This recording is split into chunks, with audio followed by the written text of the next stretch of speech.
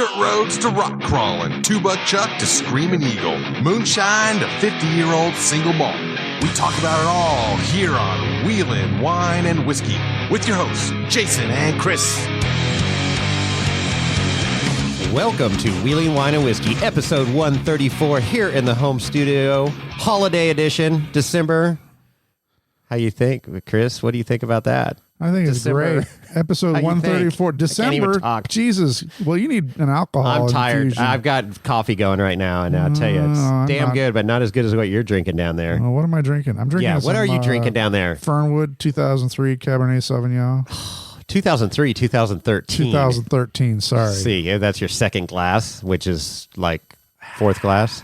Yeah, baby. Nice. Happy holidays, everybody. Coming from the home studio. We have a special guest in the studio with us today. We'll introduce in a few minutes, but we're going to cover some business before we do that.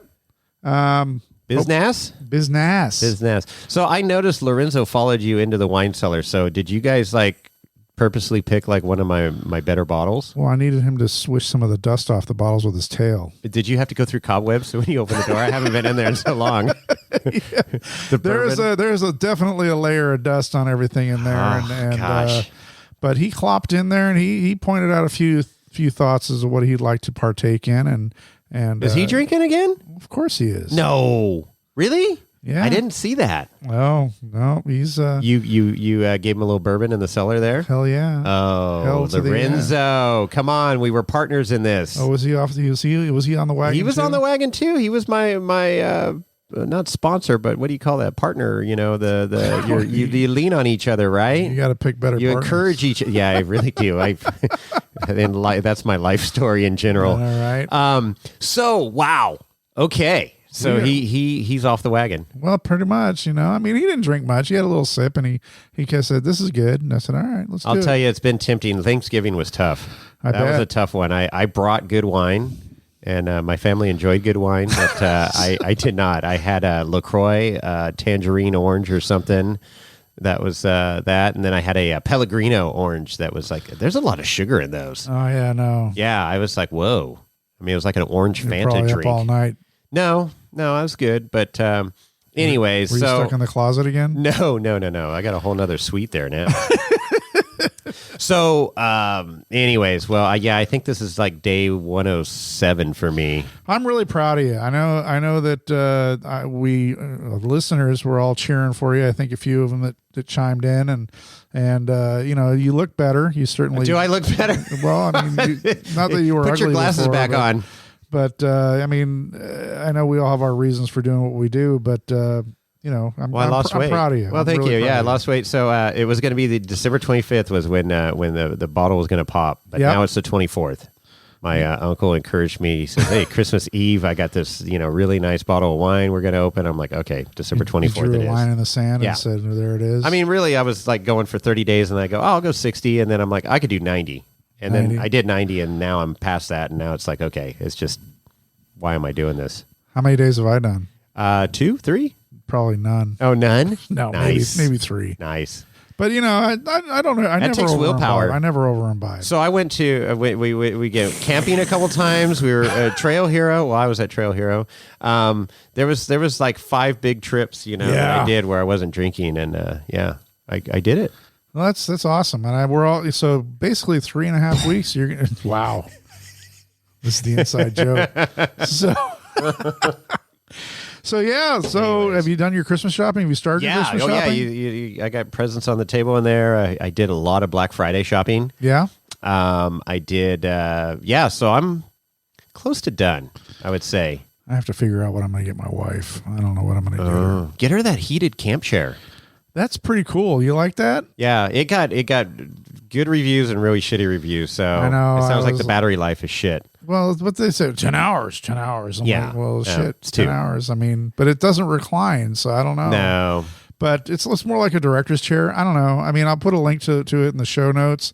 But as I was surfing through or kind of scrolling through Instagram, I don't know, a couple days ago, I saw this heated chair, heated camping chair, like a director's chair. And I'm like, well, wow. It's like a regular camp chair. It wasn't a director's chair per se. I mean, it had nice arms on it and stuff. Yeah. I mean, it's not cheap. It's close to $140 or something. It's close to 200, wasn't it? Oh yeah, $199. But then you get 20% off. So $180. So $180. That's a spinny chair, man. Yeah, no shit. But it better come with massage for that. If you're out there in the woods and it's freaking 20 degrees outside, it'd probably feel pretty good. Yeah, well, that's a heated jacket. I would just get. I mean, I have my heated jacket. I wear that when it's like. I didn't even wear it when we were up in Arnold when it was freaking 30 degrees or 28 degrees outside. We had a freaking fire going. We had a great fire, but that's the nice thing about the heated jacket. It keeps your back warm, and especially when you're pressing up against it in a chair. Yep. And then you got obviously the heat from the front, and I know Tyler and Jimmy love those. You can get heated vests now. You know, a lot of people, that's a really good option because you can wear that under your clothes. Yeah. You know, under a nice big jacket. And then they make heated thermal underwear now. No kidding. Yeah, that you can wash because I'm like, okay, you need to throw that in the wash. Jacket, not so much. I remember back in the day when I was a Boy Scout, I had heated socks one time. They have heated socks, and all this technology has come a long way, so it's a lot better now. But yeah, I don't know. For those of you that need heated socks and heated underwear. Socks back in the day, they needed double Ds. Double D batteries. Yes. Never mind. Quit while you're behind. There we go. Lorenzo's putting his hoofs over his eyes already. Anyway. Jeez. So, Christmas shopping. Need to figure out what I'm going to get my wife. And are we going to get the other podcast anything this year? I don't think so. I don't think so. Look, there you go. Heard it here first. I was listening to their latest episode. My software Player FM that I used to listen to podcasts kind of lost one of their episodes. I don't know what happened there. Oh, yeah, you were saying that this morning. It just jumped from 248 to 250. And then you lost 249. I don't know, but I'll have to figure that out on my own time. But they were saying how they mailed out all their gift boxes. Yeah. And did we get one? I don't Not think yet. So. No. But you don't have to, you just because somebody gives you a gift doesn't mean you have to return a gift, and vice versa. You don't have to give a gift expecting a gift, Chris. It's a season of giving and not expecting anything in return.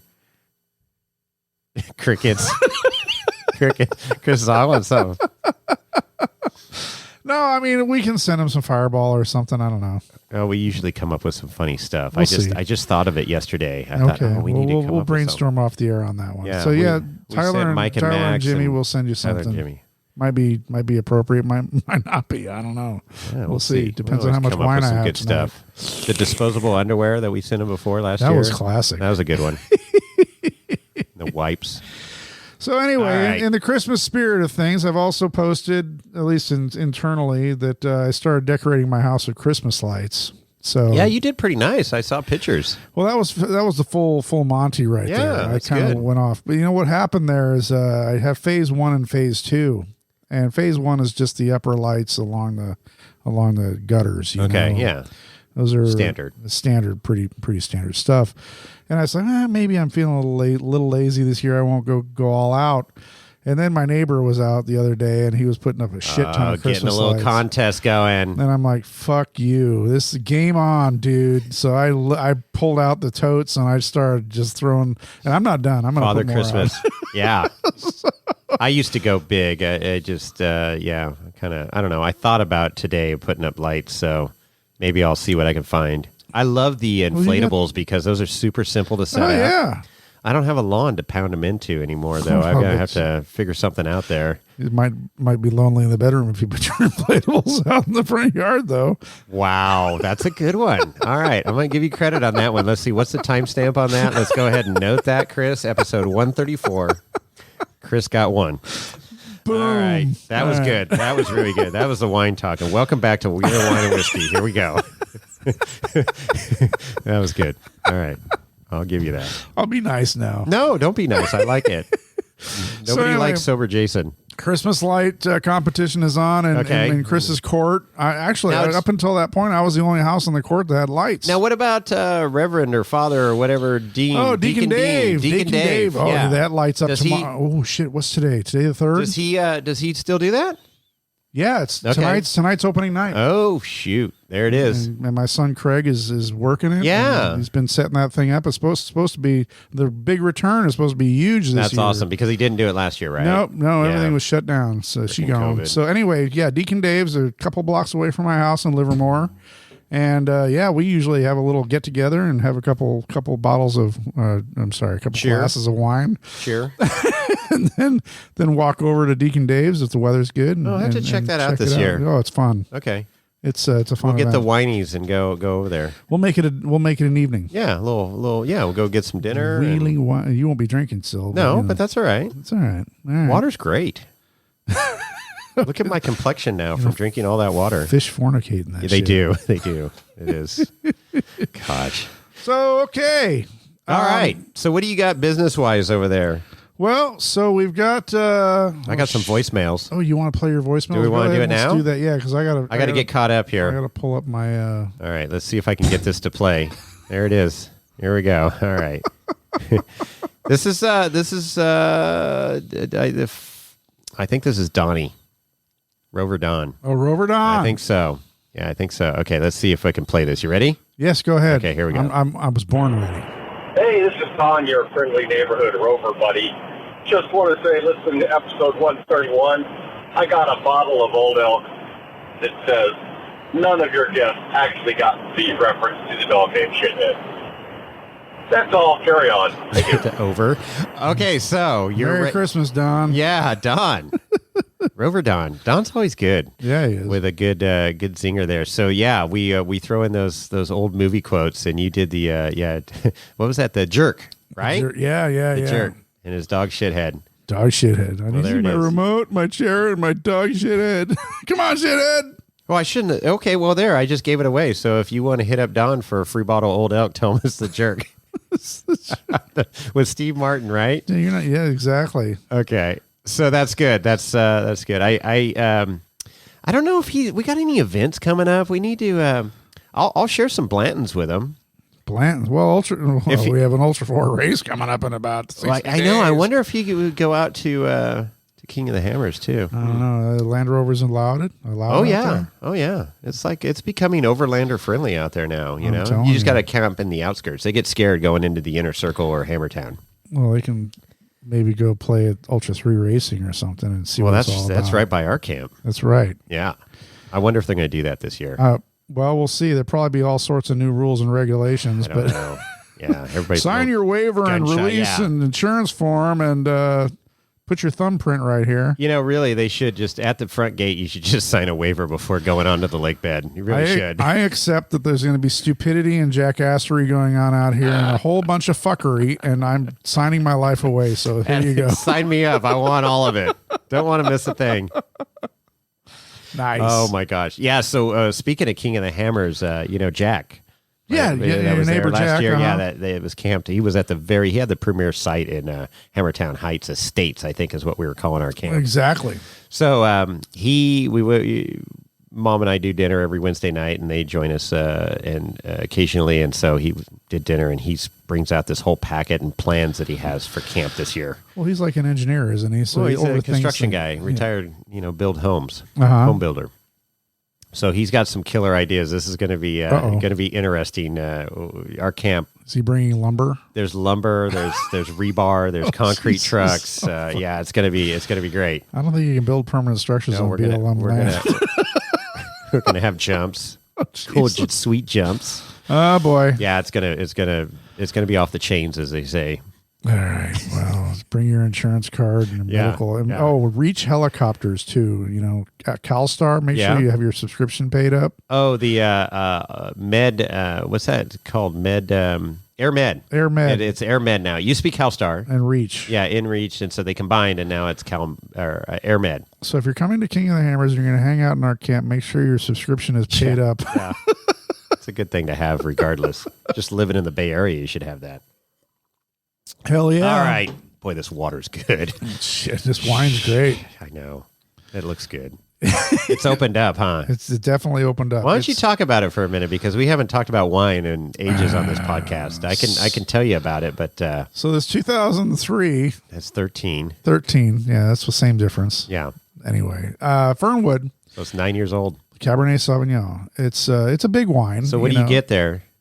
What do I get? Yeah, like a cherry bomb right out of the gate, There's right? Cherries. Yeah, there's black cherries. Spicy. You're getting some spice? Not a lot. It's Allspice? No. Gingerbread? Oh, no. Oh. Really? I don't know. You said spicy. But it's bold. It's the tannins. There's a lot of flavor there. It's a bomb. But now, so you opened it right out of the cellar, which is 55 degrees, Right. so it's cold. So it's just tight. Yeah. We call that a tight, TIT tight wine.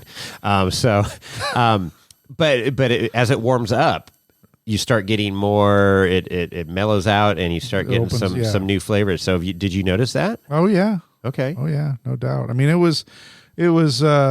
I wouldn't say bland when I first started drinking it's tight. but it was almost tart. Yeah. But then it started to warm up and open up and mellow out and smooth out. And like I said, a lot of like you said, cherries. Yeah, hits you on the side of your tongue in the back.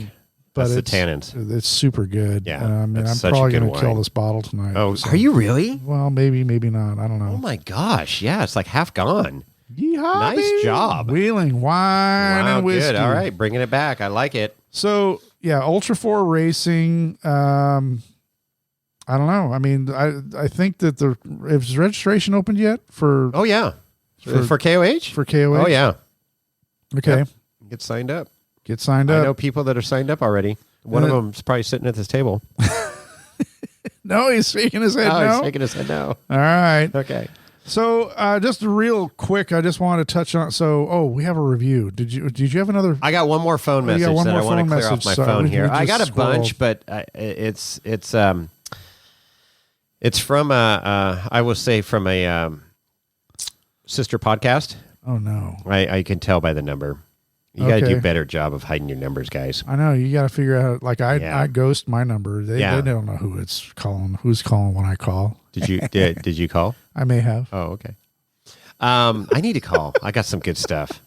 But this is from TikTok or something. One of the reels on Instagram. I saw this yesterday, and I thought it was pretty funny. So I bounce my phone calls through 7 different countries. I'm sure you do, just like your bank accounts.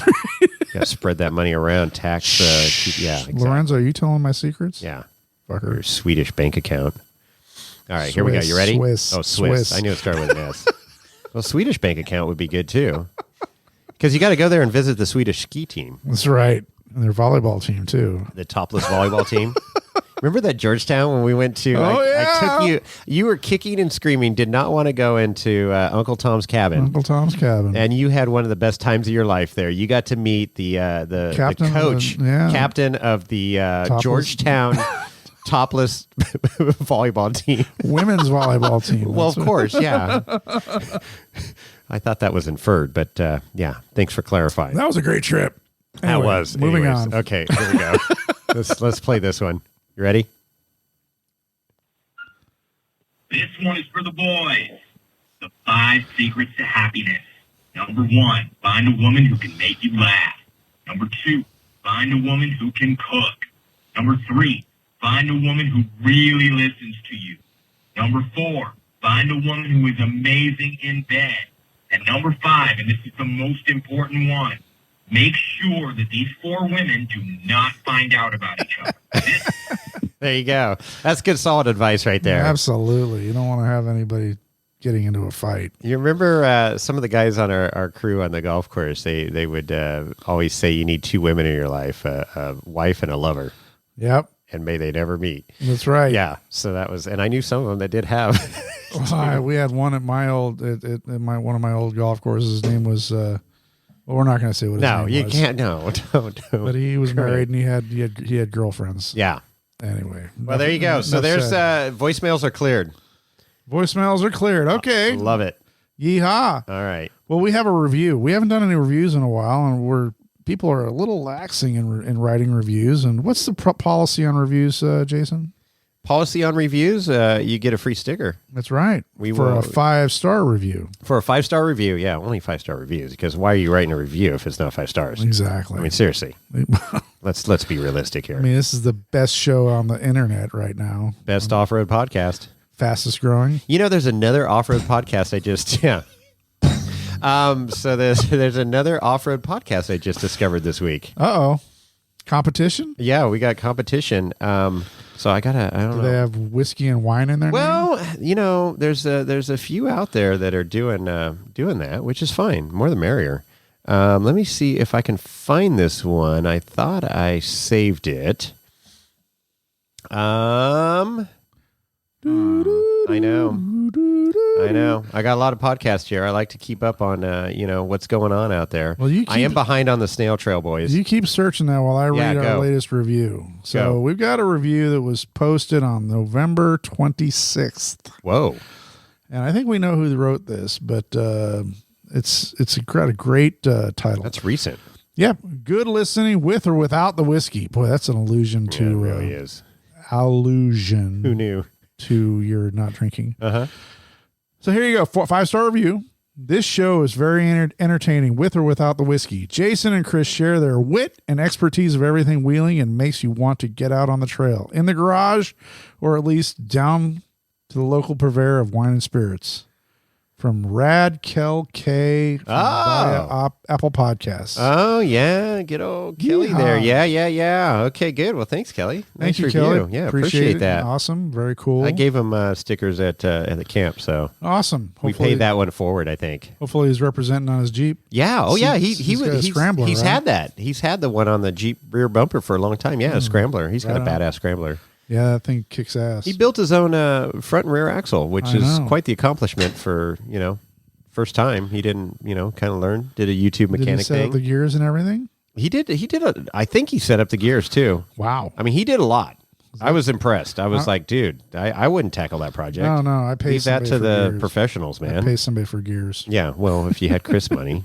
Oh, you do have Chris money. That's right. Speaking of Chris money and the Jeep, so my Jeep is still not registered because it hasn't passed smog yet. Oh my gosh, really? Yep. So I went today on my day off from work. I went down and talked to my local muffler guy. Muffler guy. Mm-hmm. He I said, hey, what's the deal? I need to get an appointment. He's like, well, we're all booked up, but I can probably get you in next week. And I'm like, all right, I need it. So he's like, I said, what do you got? And I said, well, you've done the work on this thing before. And he's like, oh yeah, I've seen that rig. And anyway, $795. $795 to put in a new cat. You got to be kidding me! How much is the cat itself? $595. Oh my! Or $575. Oh my gosh! That's you got to be kidding I have me. a California spec catalytic converter. Oh my gosh! I'm like, holy shit! Are you kidding me? He's like, nope. I said, need to go to a junkyard. Well, anyway, Probably can't find I've got one, an but- appointment. It's going in next week, and then I'm going to go to the smog place, get that fucker smogged, and I'll be legit. Wow. So okay. this has been a long pain in the ass thing, but yeah, our in-house guest here shaking his head. It's Yeah. like, whatever. It's just silly. But it is what it is, and I just wanted to. I don't know. I've always wanted to keep the rigs as stock as possible in that regard. But it's getting harder and harder. The state of California really has a hard on for anything that's getting older. They just don't want. They keep lowering the allowed numbers on these things, and I get it. We want to have clean air for the people and whatnot, but man, they really. I mean, my Jeep is well maintained. It's computer controlled. It's fuel injected. It runs clean, as clean as a 95 can run. Right. I mean, it's not a goddamn Prius. It's never gonna be a goddamn Prius. But holy fuck. It's just like they keep moving the bar. They keep moving and that's bullshit. And that's what I think is pissing a lot of people off. They really don't want old vehicles on the road. No. I get that letter in the mail every year for the Jeep. It's like, if you want to scrap your Jeep, we'll give you $200. $200 whole dollars? Yeah, something like that, or $100. I don't know. It's ridiculous, asinine. Do you ever tell them, you know how much my axles are worth? Yeah, right, asshole? right, exactly. Well, hell, just a tank of gas now is $100. I know, it's worth more than that. So, okay. Did you find what you were looking for? No, and there was a bourbon podcast too, but I can't find either one of them at the moment. So all right, well, I failed. We'll put. It's a good one. You should check it out, though. It's really good. We'll Just push check it out to the next episode. I feel like Mike right now just totally just bombed it, man. Oh shit! Where's Max? Oh man, Max who? Yeah, right. Where is Max? Maxie. I want to go wheeling. I want to go out to Arizona and go wheeling with us Well, we boys. should They've figure been that doing out. some fun wheeling. Now this is the time. Oh well, yeah, It's not their 114 out there. 114. All right. Moving on. Let's go. Oh, so you want to introduce our guest? Yes. We've had him on the show before. Do we have any other? What about our patrons or anything? We need to say something about that. I think we should. We have a patrons. special item that we're working on for our Old Elk patrons. That's right. So I'll leave it at that. It'll be a nice surprise. But we truly appreciate each and every patron out there. But you're putting the extra dollars in the Old Elk Club. We want to send a little something back. Absolutely, because we give until it hurts here. We do give till it hurts here at Wheel and Wine Whiskey. So there you go. And I probably should just throw in a bottle of bourbon from my collection since I'm not drinking anymore. There'll be if you get a half bottle of something, that's because Lorenzo drank it. But yep. Well, see. I mean, there's a lot of empty bottles. Little sampler. Too. Yeah, with you here, jeez. Right. Anyway, so yeah, thank you to all our patrons. We love you. Happy holidays. Yes. And you make this show possible. Appreciate it. All right, so you want to get into our guest of honor? I do. It's been sitting here patiently. Laughing Just his ass off. trying not to laugh too loud. So in the studio we have a returning guest from. He's been here a couple fourth time on the few podcast. times. I would say probably fourth time, 3 or 4 times. Watch out, Amber keeps count of everybody. Well, of course she wants does. to be number one. Amber, I think she is. Since she co-hosted at Trail Hero there. Maybe, yeah. But maybe. Ultra 4 Jones right there. I should be worried when she outnumbers me on. You should be. You really should be. In the meantime, we have Justin Hall in the house. Justin Hall is here. Welcome, Justin. How's it going, guys? Long time no see. Yeah, I know. It's been a while.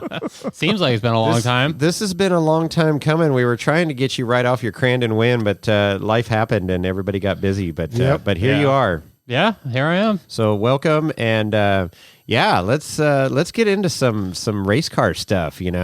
Well, where do you guys want to start at? Let's start with putting fuel in your race car for the first Ultra 4 race this season. Well, so that was King of the Hammers, which I think we covered King of the Hammers. We did. No, what was that, episode 98, was it? Or something? Look at you. I think it was episode 98. Was it that long ago? No. I think so. I just looked it up. Oh, my gosh. moly. Wow. I know there's been three episodes I've been on here. Okay, If this was Snail Trail, it'd be on episode 86, 650 and now. 98. Okay. Those are the 3 episodes All right, I've been perfect. on. Yeah. Perfect. Wow. Nice. All right. Returning customer over here. Yeah, I like it.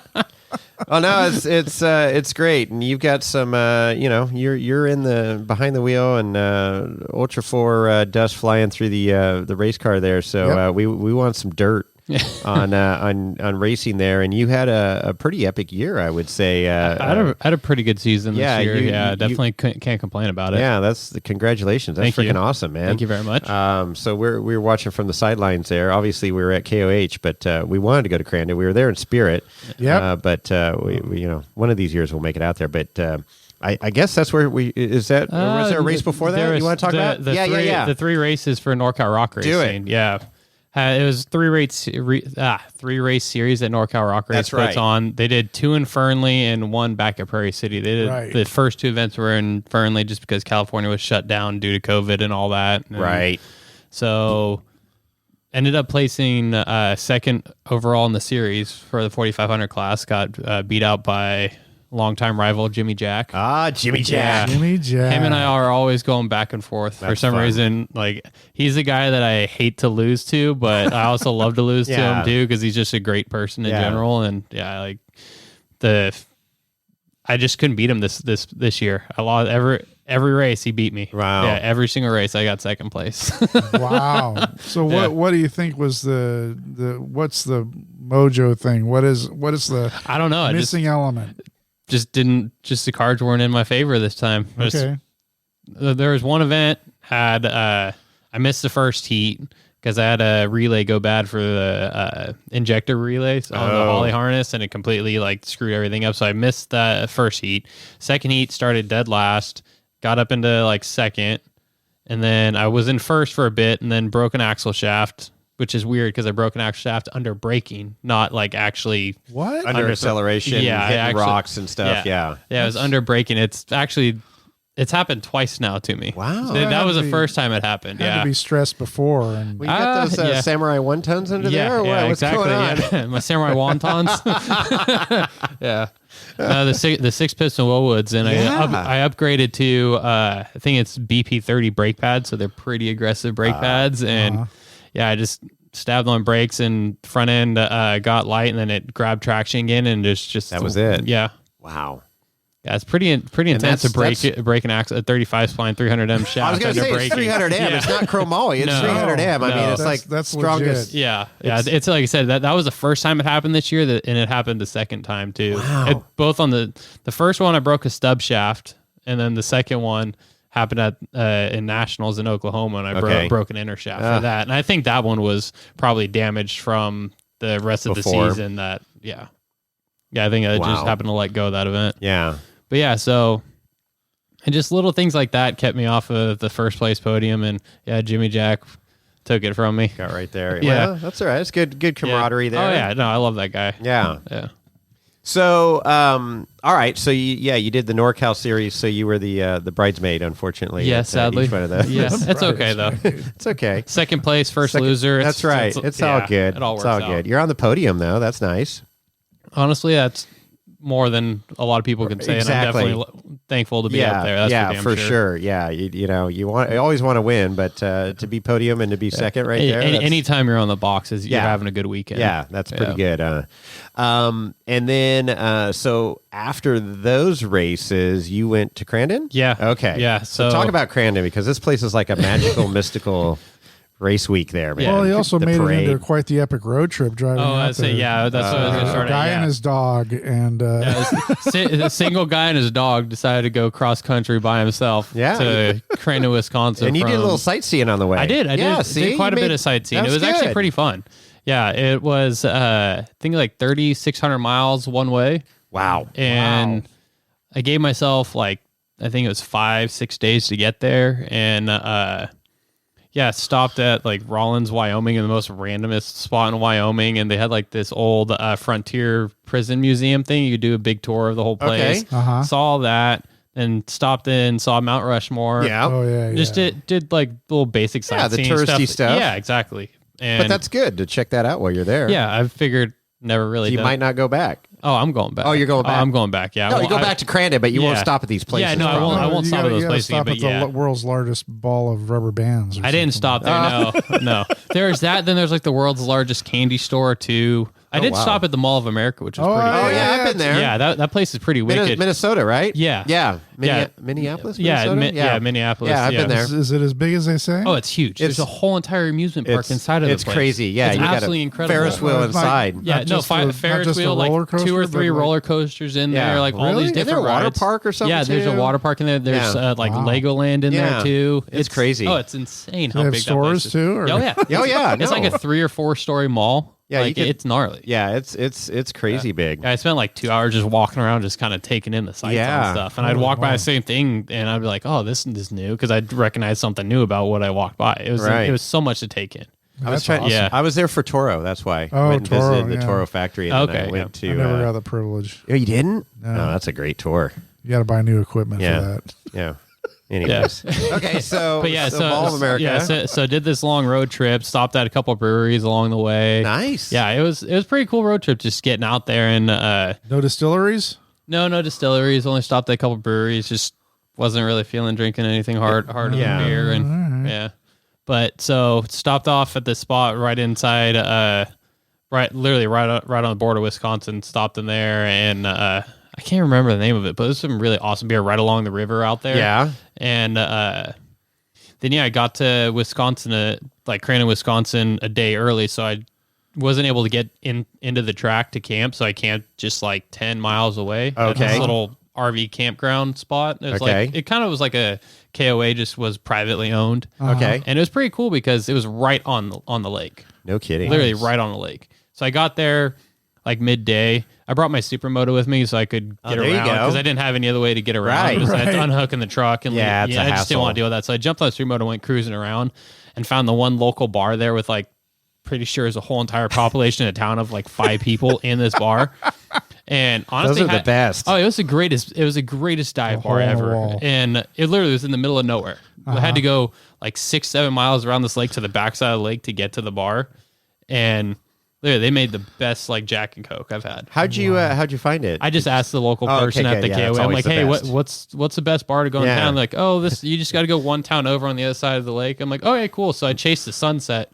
Going there, took a bunch of photos along the lake with the sunset and stuff. Cool. Like that was actually really beautiful to do. And so you look like you're from California. You all not from around here. When I show up on a supermoto in the middle of nowhere, they definitely realized tied up out front. Yeah, they definitely realized that was not a local. Right. I've been in some bars like that, and it's like, okay, everybody's looking at us. Walk through the door, and the place goes silent. Yeah. Oh, it was one of those things where I walked in, like all of the like 5-6 people there, and the bar that was including the bartender. Like everyone turned around and looked at me. Yeah. And I waved to him, said, "Hey, how's it going?" And then just sat down at the bar. And at least you didn't order a Truly or something. Didn't order one of them waters that you're drinking over there. Get out. Yeah. Get a rope. Jack and Coke's pretty universal. We don't it's hard to mess up a Jack and Coke. Yeah. Which that's currently what I'm drinking right now. There you go. Yeah. Nice. Lorenzo. Can't be a part of Wheel and Wine and Whiskey without drinking something. You really can't. Something, right? You really can. It's wheeling, wine. Yeah. At least I do the wheeling. I have been doing a lot of wheeling, so that's good. That's really good. But yeah, so after that, when I think it was Wednesday, you could actually get into Crandon and pulled up to the park. There was a big long line waiting to get in, and honestly, like I didn't know what to expect. Even just driving up to the place, just see Crandon International Raceway, this big sign, and it's breathtaking. Wow, it's everything and like more Disneyland. Of what everybody says. Yeah. Oh, it's definitely like it's got a cool vibe, huh? Yeah. And what's cool is the whole entire town gets involved. Really, because we did. I think it was Friday morning. So Thursday you could practice and pre-run, which that was just basic stuff. Go out there and test and tune the car. And first off, I want to say Crandon, I've never raced at a short course where I'm hitting a pretty decent sized jump at like 80 mile an hour. And like it was big. Everything out there was huge. It was insane. So the first time you hit it, were you like, holy crap? Yeah. The first time I hit it, I definitely not enough shock tuning involved into what the racing like NorCal Rock Racing is compared to racing Crandon. Okay. I came back and completely like 100% closed off one compression tube on the front shock because I was just blowing. I hit it at like 70. As soon as I landed, just blew through everything, full bump, bottom the whole car out. I'm like, I did 2 laps. And I'm like, yeah, no, this isn't going to work. My gosh. So the rear end felt okay. It was the front end that was just killing me. Well, so the engine's up front. There's a lot of weight up there. So I went back to pits, closed off compression tubes, and then went out and did another race or another practice. And I'm like, okay, like this feels better. And I've realized I could go faster. The faster I went, the harder I was hitting again. So I had to go back and adjust it again. And then ended up doing, I think it was qualifying. Yeah, we qualified Thursday evening and qualified second.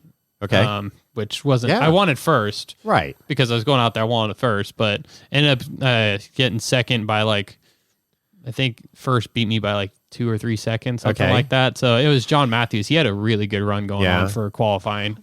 Then Friday morning, we all lined up and they took us all, like guided us out to this big parade and big like car show they do in downtown Crandon. And if you've never seen like videos of it, it's insane. Wow. Like the amount of people that show up, it's absolutely incredible. Yeah. And they have this actual parade. Yeah, the parade. This big parade of cars going through there. And there's this, I don't even know how to explain it. There was a Bigfoot dancing on top of some random bus in this parade with a bus like jamming like rap music down the alley. And then the next like 2 cars down, there's a Flintstone lookalike car. Like I saw that, the photos of that. That's cool. It had like big tree trunk wood wheels on it.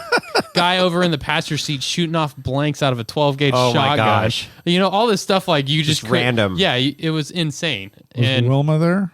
Oh no, it was just like just straight up 2 old guys out of like, they look like they're from Deliverance, like 100%. There was banjos. Yeah, it was like some straight up banjo stuff. Run like hell. Yeah. Oh, it was Sure absolutely have a pretty mouth. We're leaving now. There's a movie quote for Don. Don, did you get that one? Yes.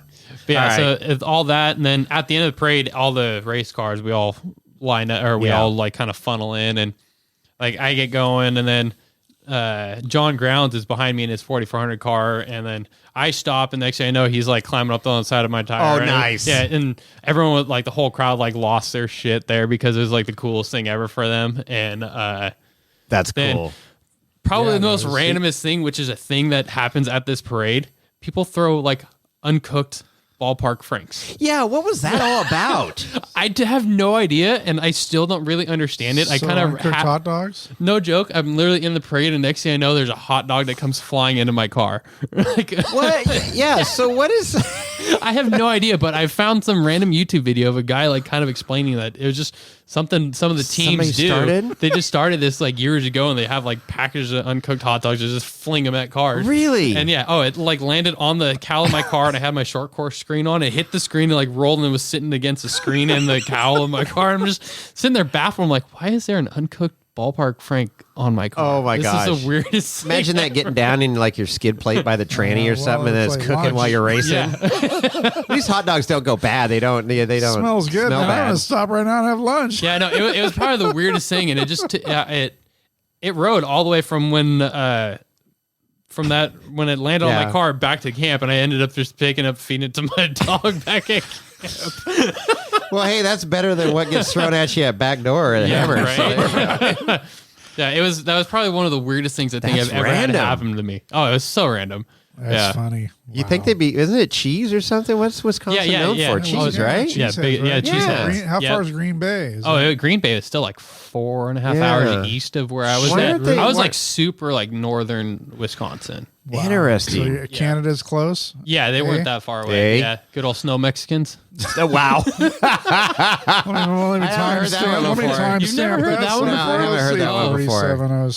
So real rabbit hole real quick about the snow Mexican things. Like 47. I was at a local winery in Morgan Hill, just randomly sitting around a campfire and made some friends around there. And there was this couple sitting next to me, and they were talking. And next thing you know, they said something about being from Canada. I'm like, oh, so you're a snow Mexican, and they about lost their shit.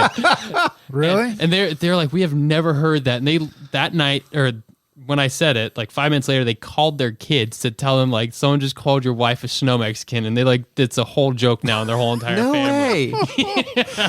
Well, good for you, Justin, making international relations a thing. I may or may not have told them they could have Nickelback back. Does Canada have nukes? Yeah. Doing everything that our government's not doing, apparently. I sure hope they don't. Gosh! I sure hope they don't have nukes. Canada's cool, man. If they did, it's cold. If they did, they just say sorry. Sorry. Just remember, Super Troopers 2. Yeah. Are we ranked in Canada at all? I don't know. I don't know if we. Oh yeah, I'm actually looking at it as. Are you really? Are you really? I say I might need to reach out to some of my Canadian buddies out there. Well, it just plummeted. Okay, well we're Surrey. Sorry about Surrey. That. Sorry.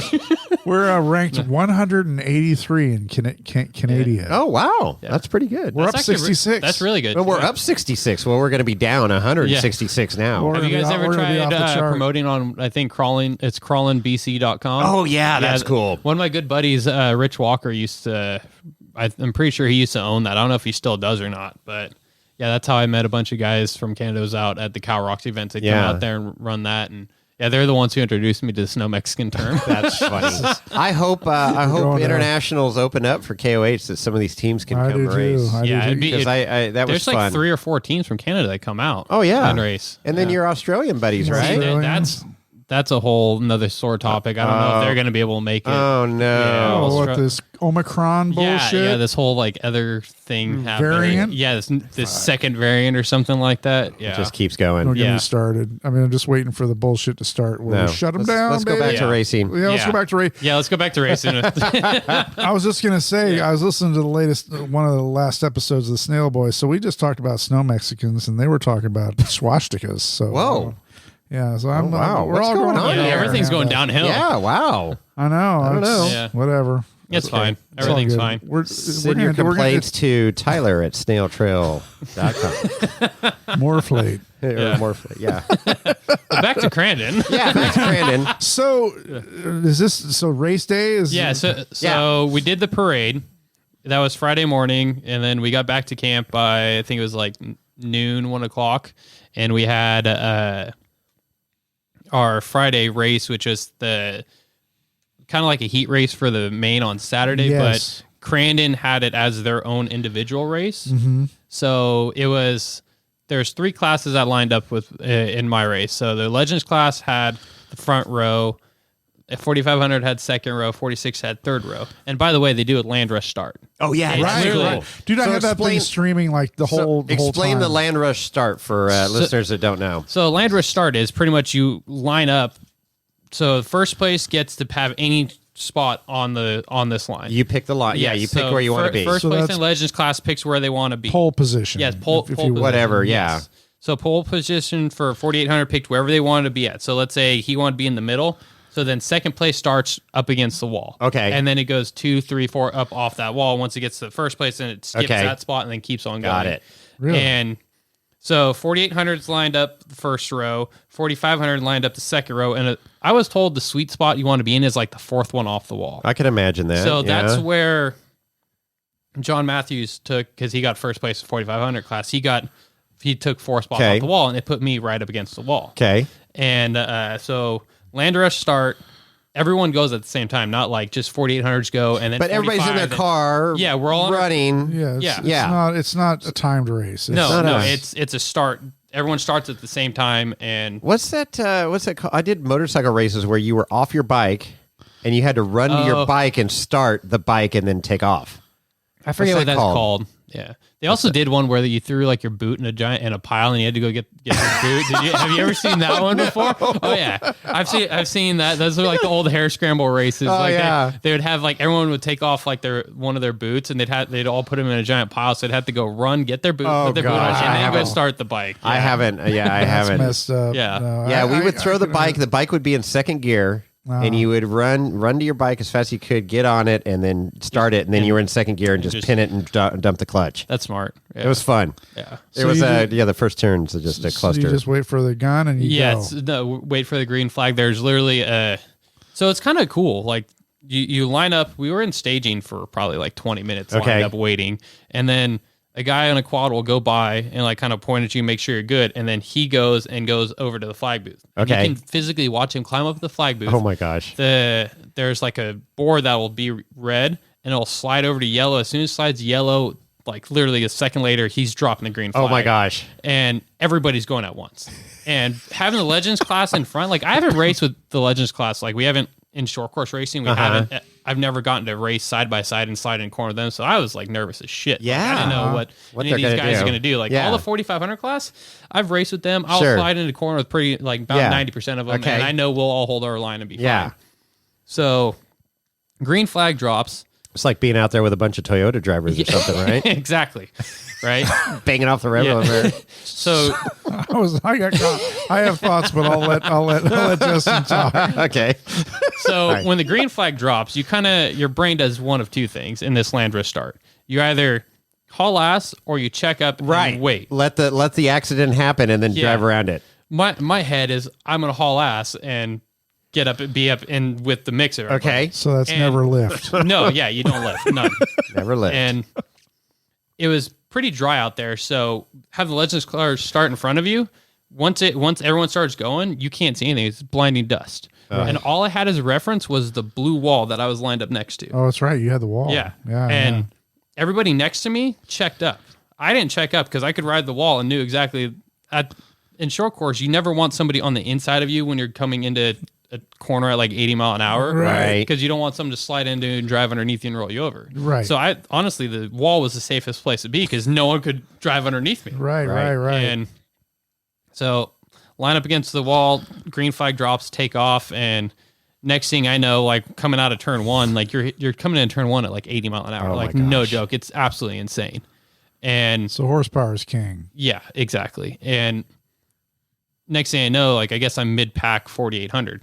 And So let's back because that's where I had my comment. Let's for the listeners. I know a lot of them understand, but let's explain the difference between a 4,500 car and a 4,800. so car. 4,800 car is 2-seat front engine, 37-inch DOT tires, single shock per corner, can be mounted on trailing arm. Most have they're all full hydro cars, like full hydraulic steering. 4500 class is mechanical style steering, 37s, 2 shocks per corner, but they have to be mounted to the axles. You can't have them on a trailing or a leading arm. Okay. Correct. Front engine, box frame rail. Pretty much that's the gist of it. And most of the Legends class cars have way bigger motors than what us 4500 class drivers do. That's the other thing. They all have, especially in short course. Like I was lined up with like Casey Gilbert, everything like that. Right. Yeah.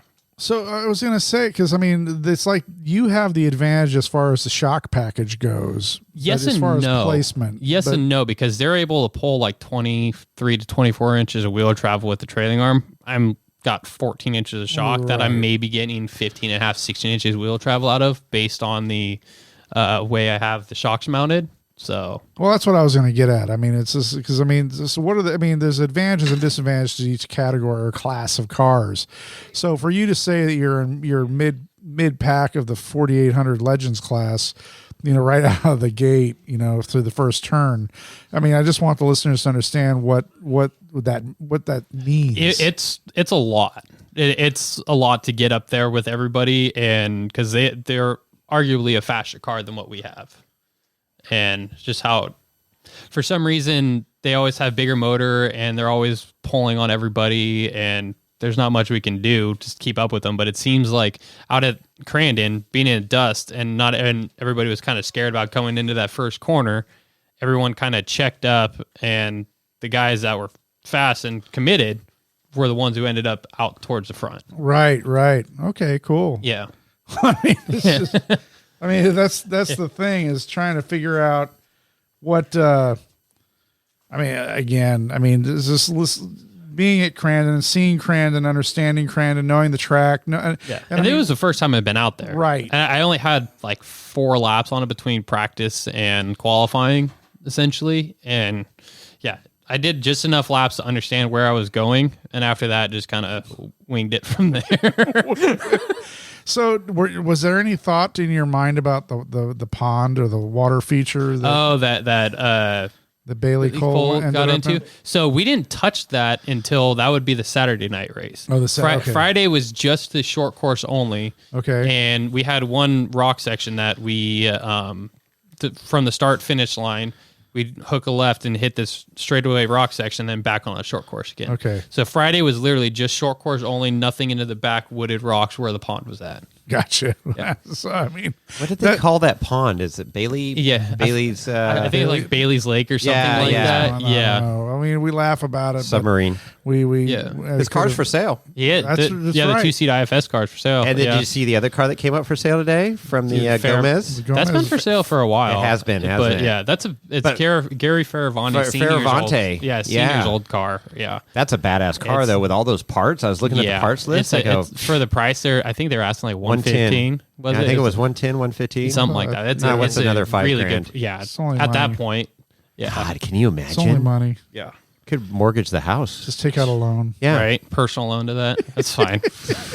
So Crandon, I mean, so you were racing, obviously, and you were spectating, I'm sure. Oh, yeah. I got to, after my race, being able to spectate and watch like the Pro 2s and Pro 4s, it's absolutely insane. Well, that was the thing. I streamed a lot of the races. I basically streamed the whole thing, and I didn't realize, this is me just like, shit, they have a lot of different races between There's like the quads, 30 different like classes that run out there. It was it was insane to watch. So it's just nonstop. Yeah, it was nonstop racing all day long. Wow. Yeah, it was absolutely amazing. So understanding all the different classes. I mean, they had the pro trucks, they had the side by sides. I couldn't tell you the difference between all of them. Well, no, I'm not asking you to. I'm not asking you to. I'm just I'm trying to get at is what was the feature event? I mean, what the Pro 2s or the Pro Lights and Pro 4s and Pro 2s were the 3 main things out there. Yeah. So Ultra 4 is kind of Ultra 4 was like a filler event for them. That's how big Crandon is. Crandon is like Ultra 4. It's called the Big House. Yeah, it's a big house for a reason. If you go there, you're going to understand that it's called Big House, because there's every bit of like 20 to 30,000 fans that show up there. Wow. Yeah, and they camp all weekend long out there.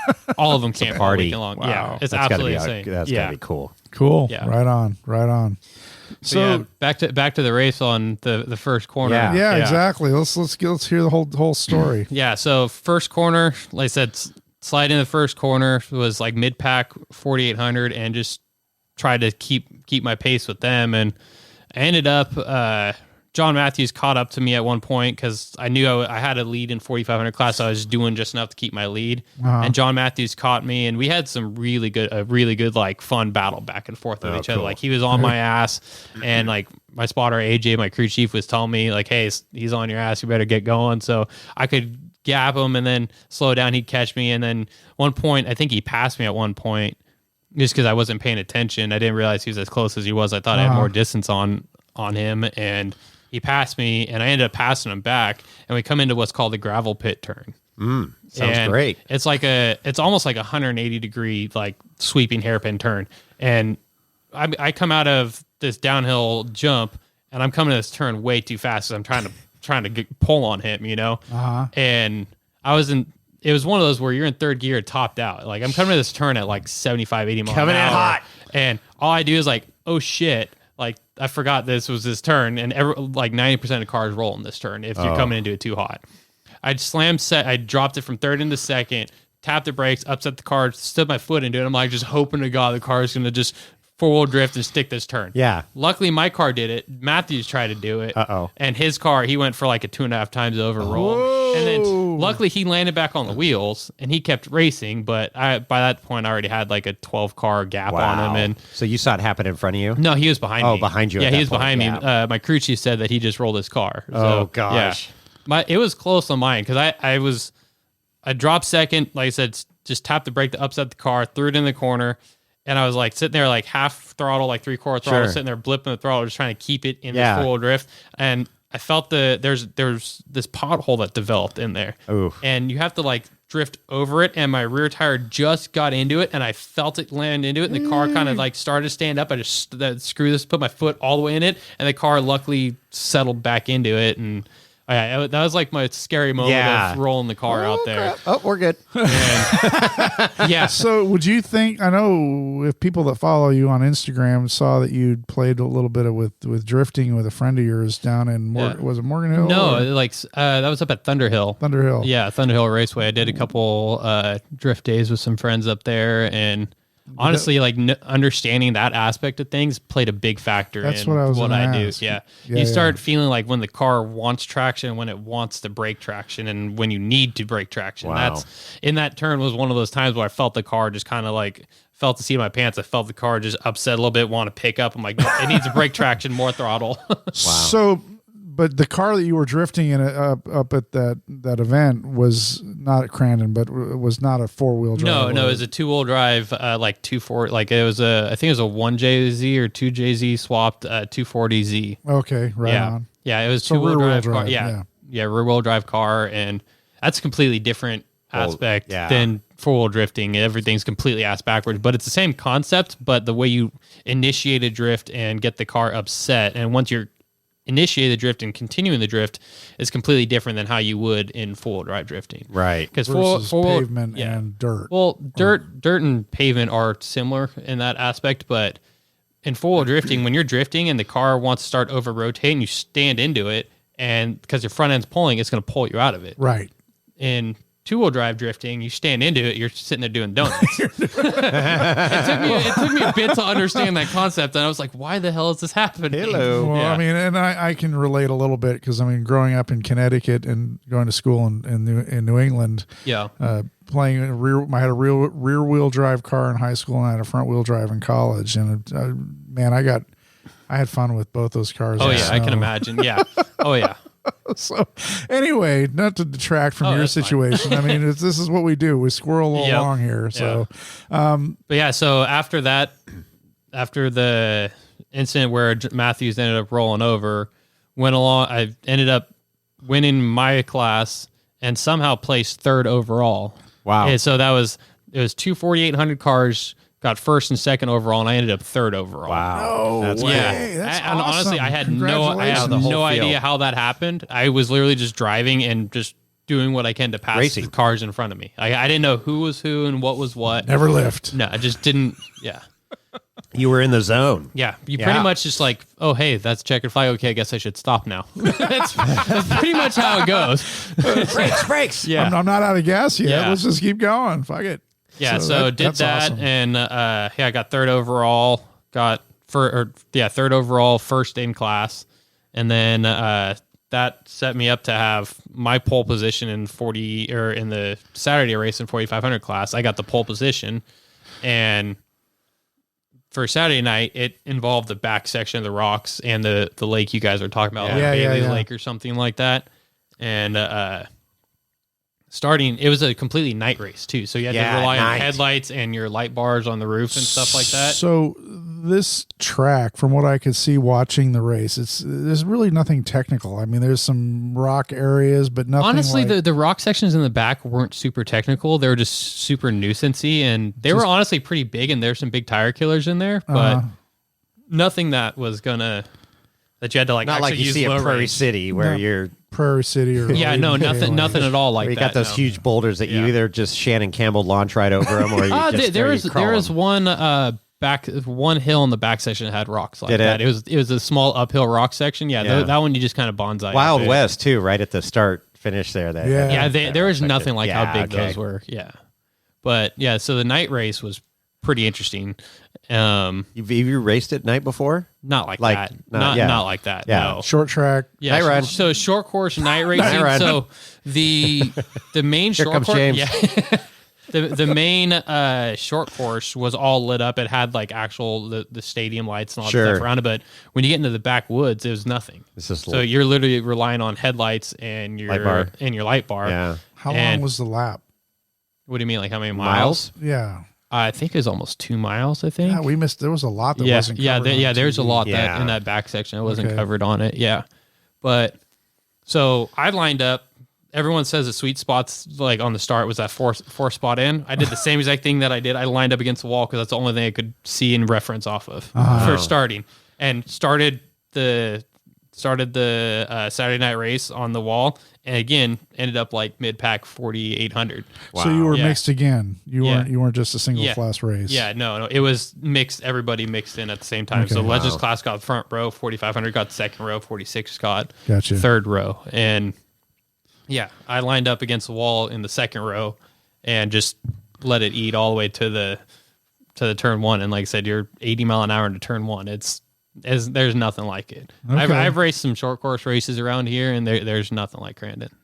Like right on. No, Crandon's absolutely amazing. Well, that's cool. These jumps that they have out there are huge. Really? Like, wow. 80 mile an hour, like 75, 80, you're hitting these jumps. And I was really nervous about hitting them that fast. So I wasn't sure if I was going to have enough like gear to set the car into the jump and have enough power to get the car to launch how I wanted it to and fly flat. And it made a big difference. Like, wow. Realizing that, to set the car at that speed, instead of letting off and getting back into it, you just tap the brakes to upset the car to drop the front end down and squat the whole suspension. Yeah, it's a pretty cool technique that I learned that I was talking to some of the veteran 4,400 drivers there on how they do it. Oh, yeah. Right on. Well, was your strategy pretty much the same from the previous race? I mean, getting into it, and I mean, obviously it's a longer track, and it's under the lights and it's dark when you're relying strictly on your own lighting on parts of the track. But I mean, was the strategy pretty much the same? Pretty much the strategy of both races was just keep tires underneath the car. If you pull in for a flat, you're done. You're not catching back up to leaders. Right. So the goal is just to not have any flat tires and do everything I can to keep the car in one piece. So you didn't have any flats? No, I didn't have a single flat tire all weekend long. So your tire was that? Yeah, Falcon. Yeah, Falcon tire, the 37-inch MT2s. They kicked ass. They did great. And then I grooved those tires for short course pattern. Yeah, I did some little. I talked with some of the head guys there at Falcon, and they gave me some ideas on how to get some more traction out at Crandon. And I put a short course groove on them, and it made a big difference. So that's interesting. So that's cool that because Falcon's your lead sponsor there, right? Sponsor, you say, hey, I'm going to this track, and what do you guys recommend? That's freaking awesome. And they have so much history there too, because their pro light driver Cole Mamer, I believe his last name is, he ended up winning out there too. Okay. So he was the one that Falcon goes there with him every single race he's at. Wow. And he has a guy that he's some just guru of grooving tires. It'll look like the same exact groove on it, but something's moved like an 1/8 inch over. Okay. Completely changed how he drives the car. Wow. And this guy started on the very outside row in the pro light class, and in pro light they're kind of everything spec. All the cars are the same, and all you can really mess with is the grooving of tires and the driver. Yeah. So I was talking to Cole. We all got together for dinner. What was it? Friday night. Yeah, we all got together for dinner Friday night after Cole won his race too. Okay. And watching him, he literally passed everybody on the outside on the right off the land rush start. And he goes, my tire groover Mo, he said, it'll stick. Just hold it to the wood. Wow. And sure as shit, dude, stuck it all the way around, Wow. and it was absolutely incredible. That's cool. So that's I can't say it's a science. It's almost an art. It's an art. You think about just like shock tuning and all that stuff. the angle of the groove, the angle of the dangle, the depth of the groove, how wide the groove is. It plays a big factor, and little things of like your whole idea is to get as much contact patch on the ground. Yeah. But you also want like lateral grooves for gaining forward bite. You need radial grooves for side bite through the corner to hold the car. And there's all little tips and tricks. And you can also sipe the tires, which is just doing the small little slits in it. And, it's insane. So so you did your own grooving in your fancy garage down in Morgan Hill. Yeah, my shack. Sugar shack. Would you have a Jack and Coke and just sit there? We're going to do this with your grooving pretty much. iron I talked to a couple people, and then a buddy down in Gilroy had a tire groover that I borrowed from him because I don't own one. So he has a really nice tire groover, and he showed me how to use it. And I just sat there and started away, cutting rubber and burning rubber off. How long did that take? Honestly, surprisingly, it's about like 15 minutes a tire. Yeah, with a good groover, it's not bad. Butter, man. It literally it cuts just like slides butter. right through. Oh shit! Yeah. Wow. Okay. Yeah. Cool. Yeah, it was pretty cool.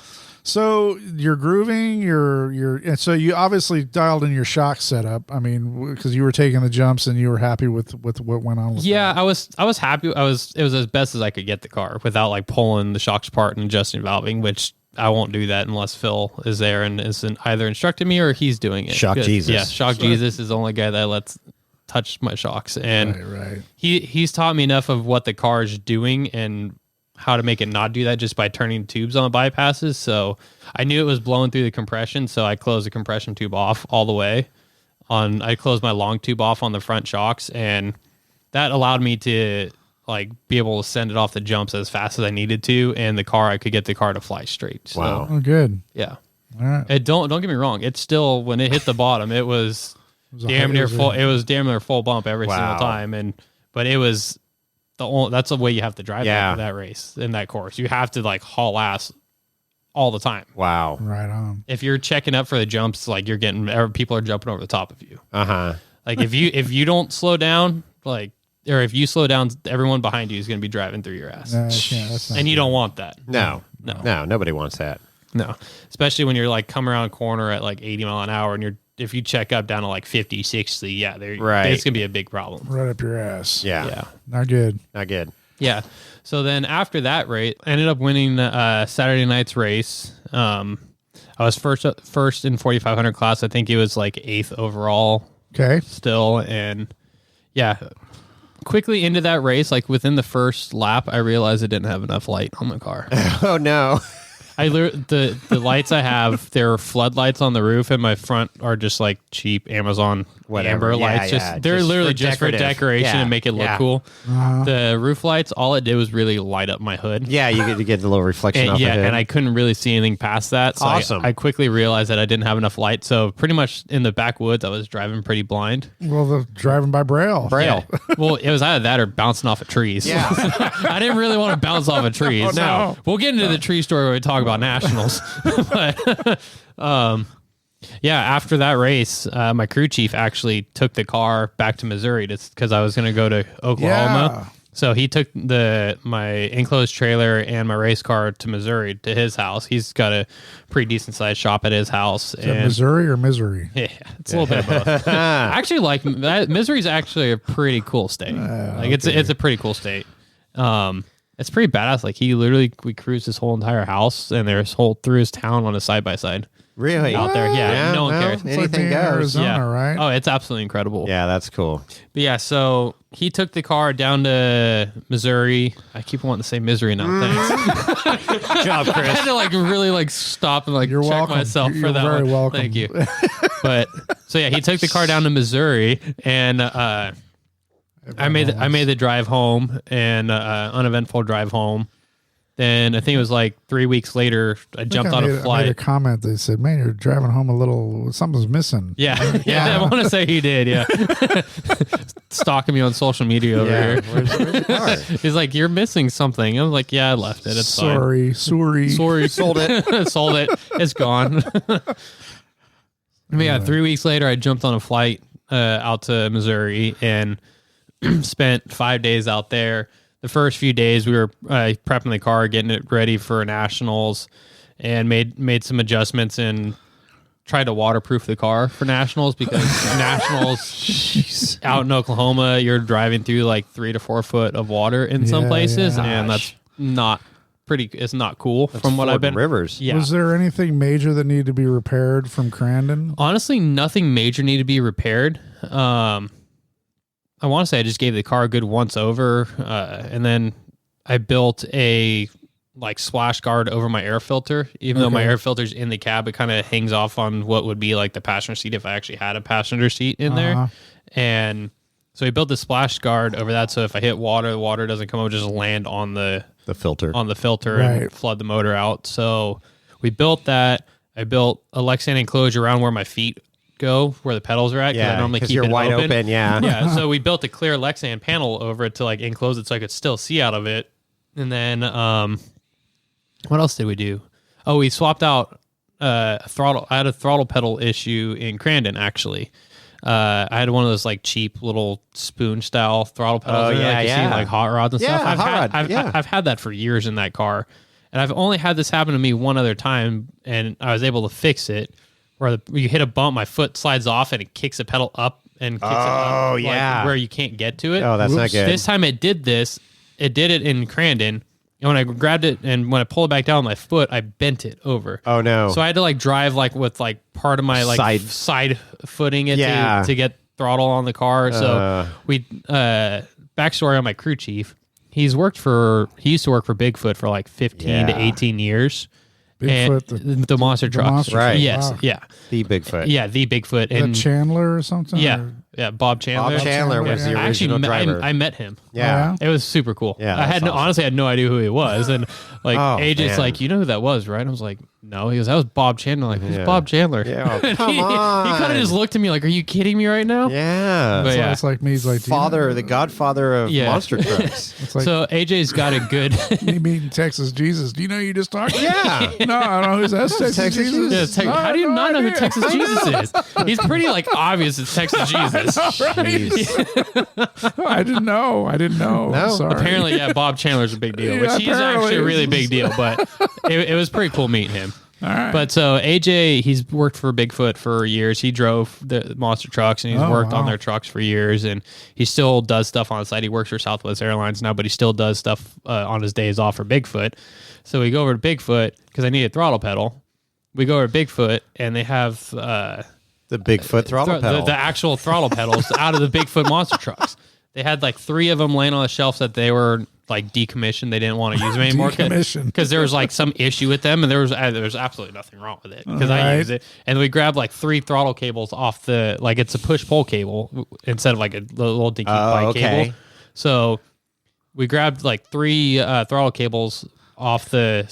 Like they're just old throttle cables off the shelf. We just kind of sat there and undid them and sit there worked which one wasn't sticky and which one was okay. So I brought those back. I had to cut up my floor, get the pedal mounted into place, and then we had to convert from a throttle cable to like a push pull cable. So we converted all the way to that. So this is like the first time I've actually been able to get 100% wide open throttle in my car. I've never been able, the way my old pedal was set up, I could never actually get 100% wide open. Really? I'd get like 7/8 of the way there. Wow. But I could never quite get that last bit. Okay. And to even get that 7/8, it was like tough to do because the way the geometry and how I did it just wasn't, it wasn't right. This, like we spent probably an hour and a half, 2 hours sitting with me in the car, throttle pedal placement and like really working on it because I've never had like a real throttle pedal. So we were like legit setting the car up. And so we did that. Wow, so are you able to hit the rev limiter now? Or it's incredible. Yeah, the car is so much faster now. There's like a quarter of a bit of throttle that I didn't know I had. It's amazing. But you put a 4th gear in there, right? That's right. I'm giving it all she's got, Captain. Yeah, exactly. You guys are old enough. You know what that's from. Oh, hell, Star Trek. Come on, man. Takes no more. Come on, Scotty. So Bigfoot was doing some big customer appreciation like show and I talked to you that morning. Yeah, on the you phone. did. Yeah, and I was jealous. It was pretty cool. I did look for t-shirts for you, and I couldn't find one that would work. Like your size was all sold out. Yeah, unless you wanted like a female, like small. I didn't think medium. Yeah, medium. No, but so small might work. I don't know. No. AJ, we loaded up my car and brought it over to the car show and put it out, and like it was pretty much front and center in Bigfoot parking lot was my race car. And then Bigfoot drove over you. No, definitely did not. There's the world's tallest monster truck was there, and when at the end of it, I parked the car one play, and he like was moving that thing. And he got pretty close to my car. I was a little nervous on it. Yeah. He knew exactly where my car was at, but it's still like pretty nerve-wracking. I have a photo of it. It makes my car look puny. Oh yeah, it's insane. I got big tires. No, you don't. Yeah. But that was pretty cool, like talking to a bunch of the monster truck fans that have no idea what Ultra 4 was. So I sat by my car and put a bunch of little kids in the seat and even some adults that wanted to get in. I let them get in it. Like, nice. It was all just for the people. There was for no other reason. That's Bigfoot put this whole entire show on. They did a big car crush. They did literally like freestyle monster truck stuff. It was incredible. Oh wow. It was a pretty cool experience being able to see that and be a part of that. Hell yeah. Right on. That's awesome. Yeah. I had a Bigfoot. Missouri. Huh? Hanging out in Missouri. Yeah, pretty much hanging out in Missouri. Yeah, it was definitely pretty cool. I had a Bigfoot poster that had, Bigfoot going through some mud or something, but the headers were just glowing bright red on the truck. I thought that was the coolest freaking thing ever. So which Bigfoot was it?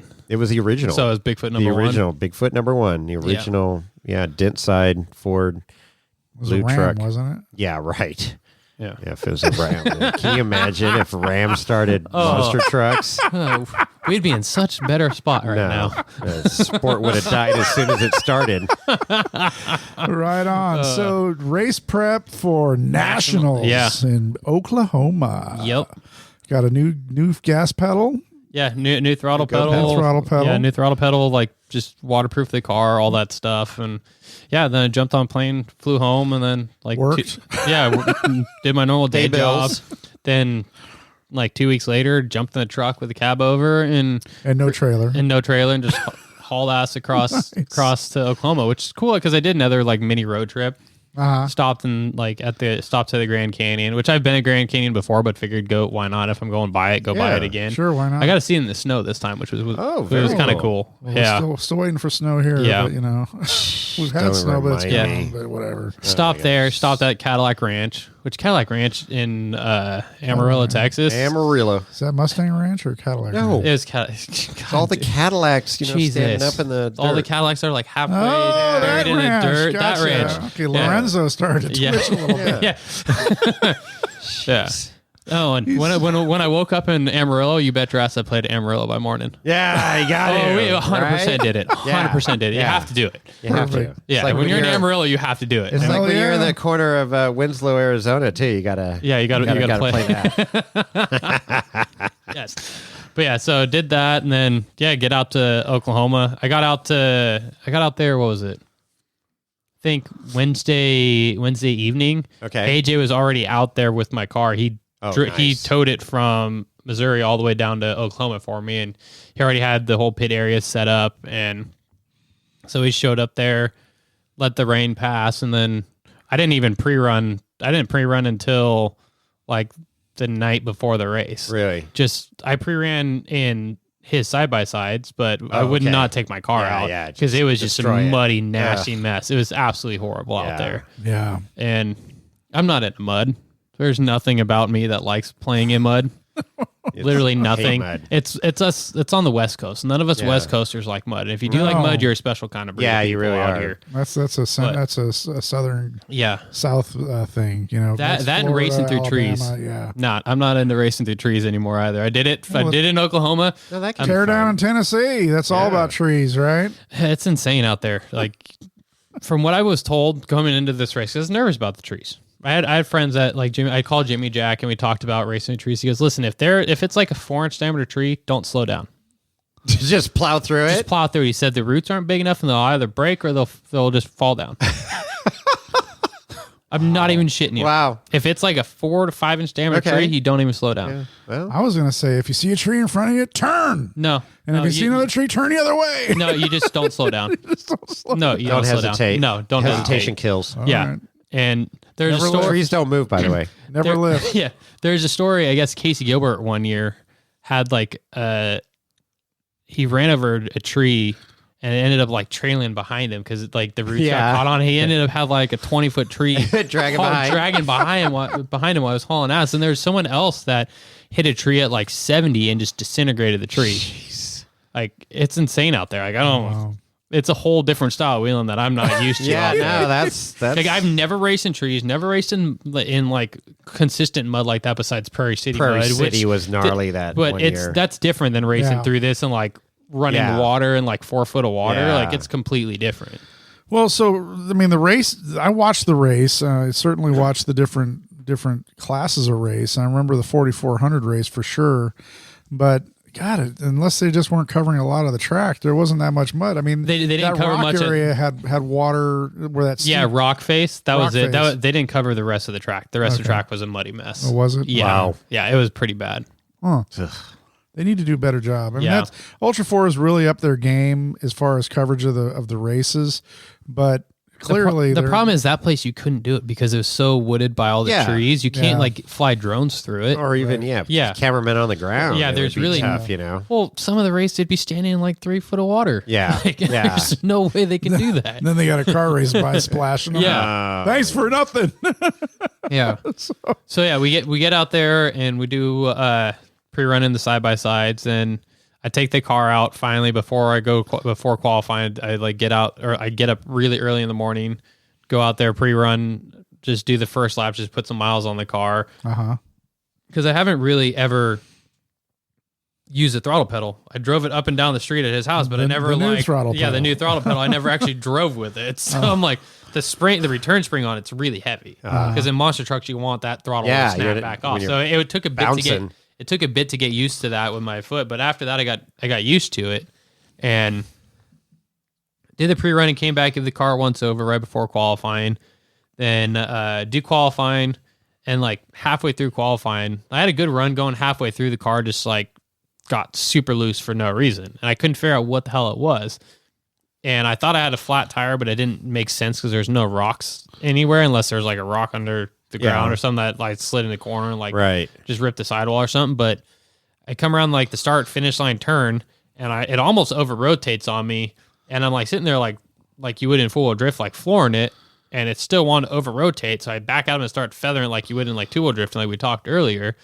And that straightened the car out, and I'm like, oh, I have a front axle shaft that's broke. Boom, yeah. And I remember when it happened because there was another situation. It was under braking. It was. Remember earlier in the earlier in the show here, I was telling you about how I broke 2 under braking, and one was at nationals. I broke it in qualifying. Great. Yeah. So I ended up qualifying like 5th, I think, something like that. Absolutely horrible qualifying time. Right. Absolutely horrible. And so I get back, start pulling the car apart. Like sure enough, I jacked it up. I spun one side and the other side didn't spin. I'm like, well, shit. I wonder where it broke at. So I spin the other side, and I can see the tire, or when I spin the tire on the passenger side, you see the shaft move. I'm like, oh, it broke inside the diff. There it is. Well, shit. So yikes. Pull both shafts out, pull the diff out, completely rebuild the whole front end in the pits, So did that. Then I don't have like a legit spare for the passenger side of I don't really have any spare axle shafts at all for my car. I have this one. It's the same shaft I've always broken, is this passenger side front ender shaft. It's because it's so short. Okay. It's a downside and a flaw of how I and how I built the car. It has like the shaft that breaks is like, it's a double spline shaft that goes onto the Legacy Series bell. That double spline shaft is 8 1/4 inches long. So there's like no room for it to twist at all. So there's no give at all. Yeah. When it wants to break, it just snaps. It's not like my other side is like 38 inches and those long. are Brannick axles, right? Yeah. And it's just the way the car is built. It's not nothing against Stan's parts, because like I've never really broken anything from actually beating the shit out of the car. It's always been something stupid that breaks it, and it's honestly the fatigue of it. And just for how short that is, it only takes so much twisting. And it's about, honestly, I've realized it's about a year. Wow. Because I've broken it almost every year at nationals. Okay. So it's something to do with racing hammers, then all the NorCal Rock racing, all that stuff puts just enough stress on that one shaft. It's always that one shaft. So that's why I narrowed it down to just how the car was built. And that's my fault, but it's just kind of something I've learned. It is what it is. Yeah. But so I have this axle shaft that one year when I broke that same shaft in Reno, I called up Jesse Haynes, like, dude, I need a shaft. This is how long it is. And he goes, oddly enough, I actually have something. I don't know what the hell shaft it is, but it's that long and it's yours. So we had to do a little bit of machining on it and cut the end of the splines down a little bit to get the length that I needed. Okay. And that's what I threw in the car. And it's saved my ass for 3 nationals now. Wow. This is the 3rd nationals that it saved my ass. Wow. And put it in the car that the Friday before the race on Saturday, and then took off the line Saturday and sat there and just picked my way through a bunch of cars and ended up, I think, going in. The way they did their laps was weird. So there's an A loop and a B loop. Right. So you had to do, you do like half the short course, go out to your A loop, come in, do your short course, do like 1 lap around the short course, go out to the B loop. Okay. And then you do that, and then you go short course, then half short course, back out to the A loop. Once you do an A loop and a B loop, that's 1 lap. It's super weird how they did it. And there is some, I think it was like last year, a couple people made the mistake. 5 laps, I think it was. No, it wasn't 5 laps. I think it was 2.5 laps, I think we did. Yeah. I thought it was longer than that. But it was supposed to be 3 laps total, like 3 A loops and 3 B loops. Okay. But the time wise, when the UTVs ran, they realized that to fit in on the time slots that they gave us, there just wasn't enough time to do it. Gotcha. So they limited our race to 3 A loops and 2 B loops. So you do an A loop, B loop, A loop, B loop, 1 more A loop, and then you come in and finish. Oh. Yeah. Wow.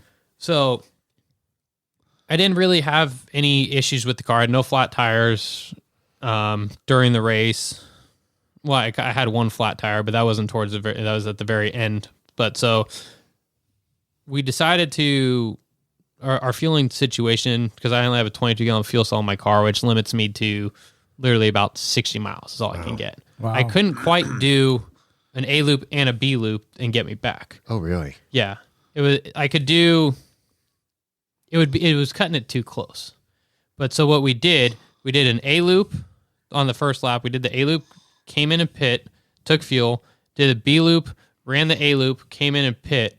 So I only took fuel twice instead of like some people were taking fuel like on their B loop every time they come back in on their B loop. I took it on every time I came in on the A loop. So, and that gave me on the very last lap when I came in from the B loop going on my last A loop, I didn't have to stop and take fuel. Got it. So that helped me pick up a little bit of time there. Sure. But so I started in 5th. This race was on corrected time. So it was single car start, 30-second intervals. Right.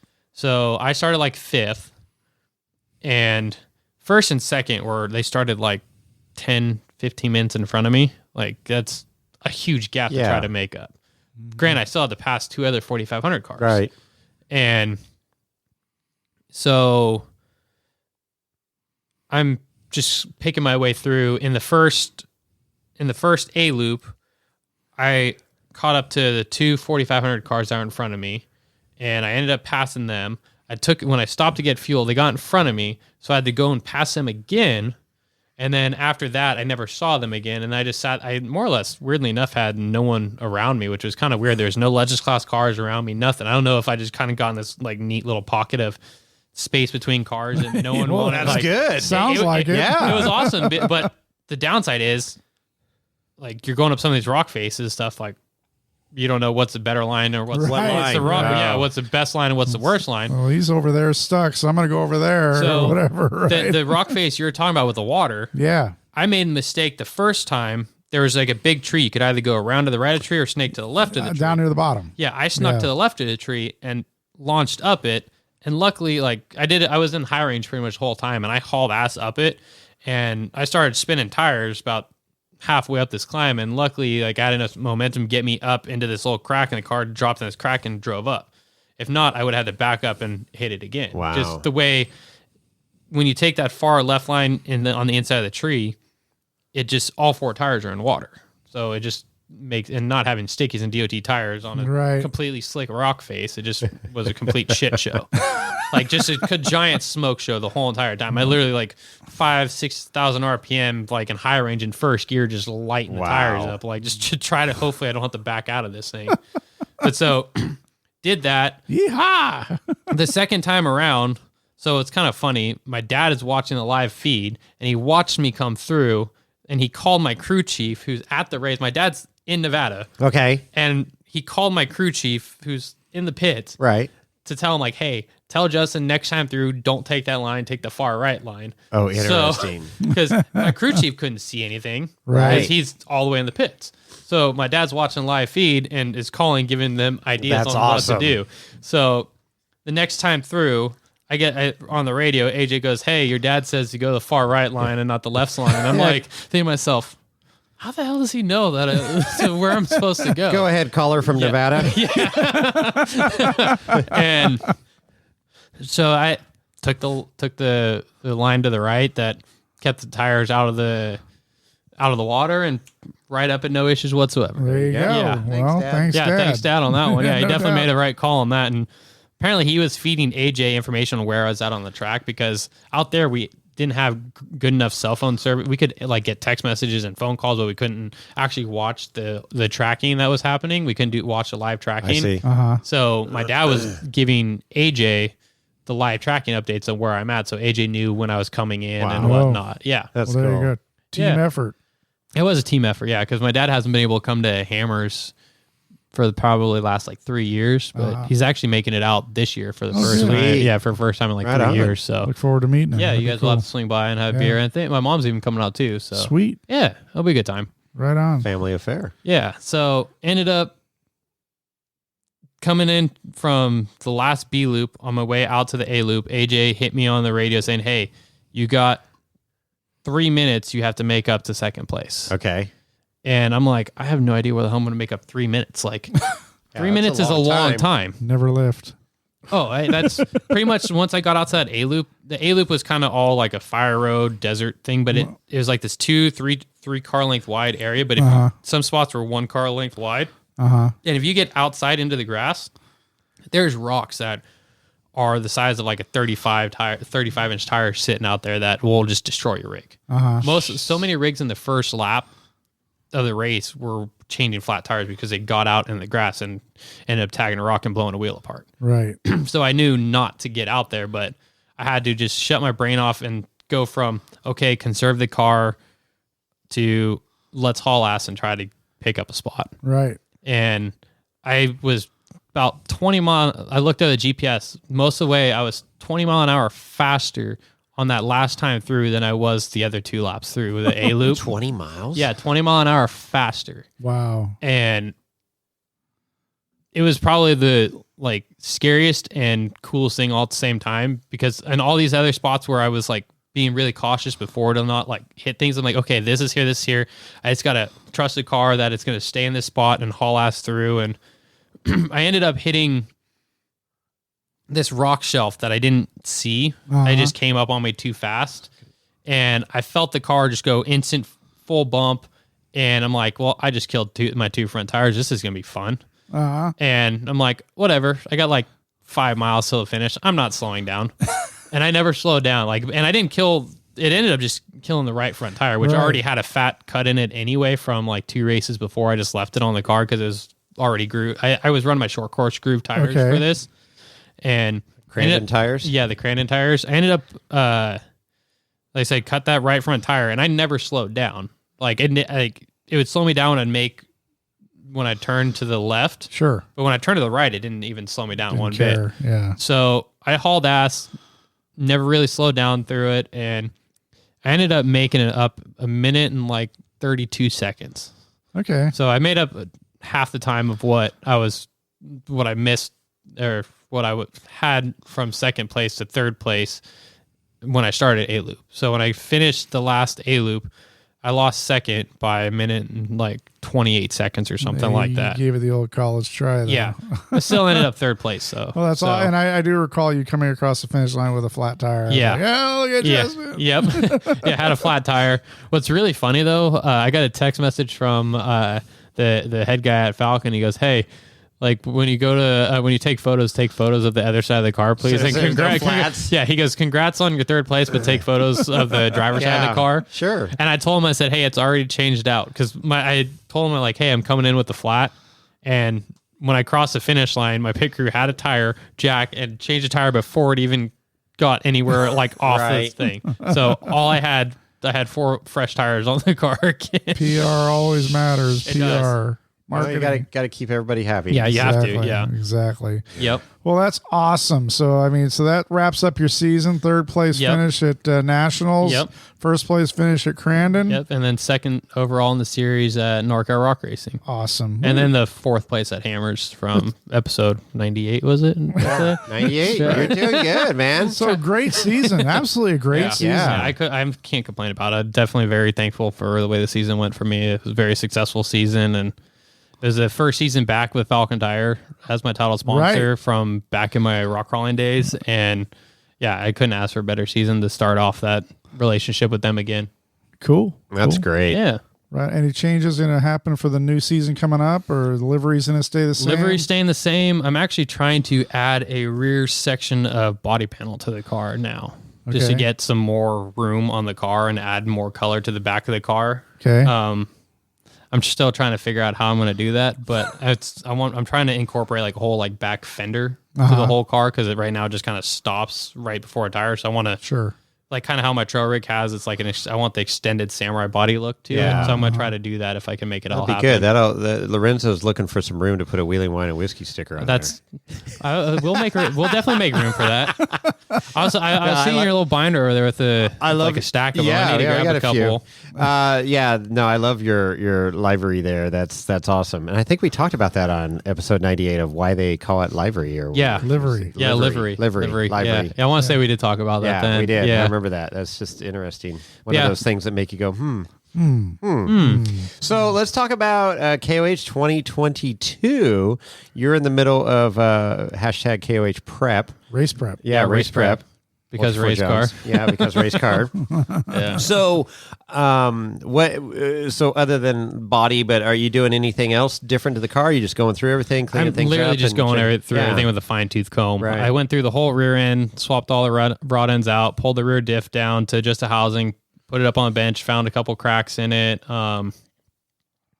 fixed those cracks, went through the third member, made sure the backlash was set, the ring gear looked the way the ring gear looks as good as it's supposed to be, and all the rear axle shafts looked fine. So put it all back together, repainted everything, put the rear end back in, cleaned up all the shocks, still trying to clean up all the mud from nationals. I can only imagine. Yeah. So I did that to the rear end. I'm currently doing that to the front end right now. So waiting on some bearings to come in for the Spider Trax knuckles, the uniball bearings. I'm waiting for those to come in. Other than that, not a whole lot that I'm really changing on the car. It's a pretty solid car in itself. I just trying to go over with a fine-tooth comb because I don't want anything stupid like that tensioner that took me out of the contention at Hammers to do it happen again this year. So what about your shocks? Do those go to Shock Jesus just to get looked at, or I didn't actually good? I didn't take them to him this year. He went through them last year, and I just didn't get a chance to take him to him this year. We're going to do a shock tuning session at Hammers. Okay. So if there's anything crazy needed, he'll take care of it there. But other than that, they're pretty much in perfect shape still. Yeah, it's just a matter of getting them back to the desert tune. Right. I did as best as I could, remembering what I wrote down on my turns for the bypass tubes, because from Crandon, for the short course tune at Crandon to what I raced at Nationals, I put the whole car back to desert trim for Nationals because I needed my spares on the car. I needed a drive shaft, my tool bag, high lift jack, like all that stuff. It completely changes the weight of the car. So you have to... Like every race I have a different setup for. So you kind of adjust the shocks based on the setup. Sure. Makes sense. And terrain, yeah. Yeah, exactly. So just ballpark, how many hours or days would you say you've got invested just to prepare for the car for KOH? I started tearing it down. What was it? Beginning of November, like November 10th. Okay. And I'm like halfway there. So a month ago. Okay. You better hurry up. Time's running out. Yeah. Yeah. It'll happen, but I'm probably about halfway into how I want the car. One-man show. Yeah. Literally by myself, working on stuff, doing everything alone. Sure. So it's no fancy shop to do it all in. I'm working out of a shack. You've been there. Oh, yeah. Yep. No, You've that's seen cool. It gets the job done. Heck Absolutely. Yeah. Heck yeah, it does. It's cranked out quite a few cool cars and few upgrades to some cool cars for customers and whatnot. So, absolutely. Yeah. So now with the Dave Cole announcing USAC coming in and this rebanding of the cars, are you going to have to go through that? Or what's I still have to. Pretty much they're cutting off all the old bands on cars and going to have to go through a complete retech of cars, like weight tech, chassis safety tech, all the same stuff we did when we initially got our cars teched. And they're doing it to give USAC, because USAC has their own series or like their own system of how they track cars, and they're doing that to get everybody onto that system, right? Essentially, yeah. Standardize it. So what are your thoughts on that? You think this is a good move? I honestly think it's a great move. Yeah, like not taking anything away from JT. JT did an amazing job, and he is an amazing person. He's such an icon in our sport, and he's done so much in so many different series that no one's going to be able to no one's replacing JT. Yeah. Like no one's replacing that man. And USAC coming in brings in a whole new level to what it like takes Ultra 4, I think, to the next step. Sure. Well, it's grown so big too. I mean, it's exactly. Just like, one man, JT, couldn't. You can only do so much. Yeah, the poor guy was getting. Yeah. He was getting ran hard. Sure. Like he was doing everything he could possibly do. And like I said, he did an amazing job and got the sport to where it's at. And I think he's actually starting to run a couple events with the airboat stuff, which is really cool to see. Yeah. And that's really cool. I hope like he does amazing things with that. And hopefully he actually comes out the Hammers and comes out there without a radio and is able to actually enjoy it and not have to work. Yeah. It'd be cool to see him back out there. Yeah, Tribe just posted on their Instagram with JT and said, well, hopefully he'll be out there without a radio this year. So that's pretty cool. Yeah, I saw that too. Yeah. It would be cool to see JT actually enjoying it, and which I'm sure he enjoyed doing what he did, but just being able to sit back and have a beer and not stress about race ops or stress about anything about the race or the course or any of that. Of course. I mean, it's just taking a deep breath and saying, hey, I've done my deed and put in my God and country or whatever, and now it's time for me to sit back blood, and sweat, tears. Oh, gosh. So that's cool. That's Yeah. cool. But USAC coming in is definitely, I think, it's the next step for Ultra 4. It's what's needed. I agree. There needed to be, with all the rules, disputes and, that could be a whole nother 10 podcasts of all that. But there's a couple new 4,500 cars coming out that are going to kind of push the envelope a little bit. And I'm curious to see what happens. Like, I know myself, I'll never red card some person. Like that's up for the sanctioning body to determine what's legal and what's not legal. Like I'll line up against anybody. Sure. It doesn't matter. But there's some cars out there. Like I know my car pushed the limits a bit with being the single seat 4,500 car. And some of these new cars that are coming out are going to be, they're not doing single seat stuff, but they're doing some pretty trick stuff, which is like good engineering. I think it pushes a class farther, but it definitely is pushing that quote unquote spirit of the class thing on, or like pushing that pretty far, like farther than what I pushed it.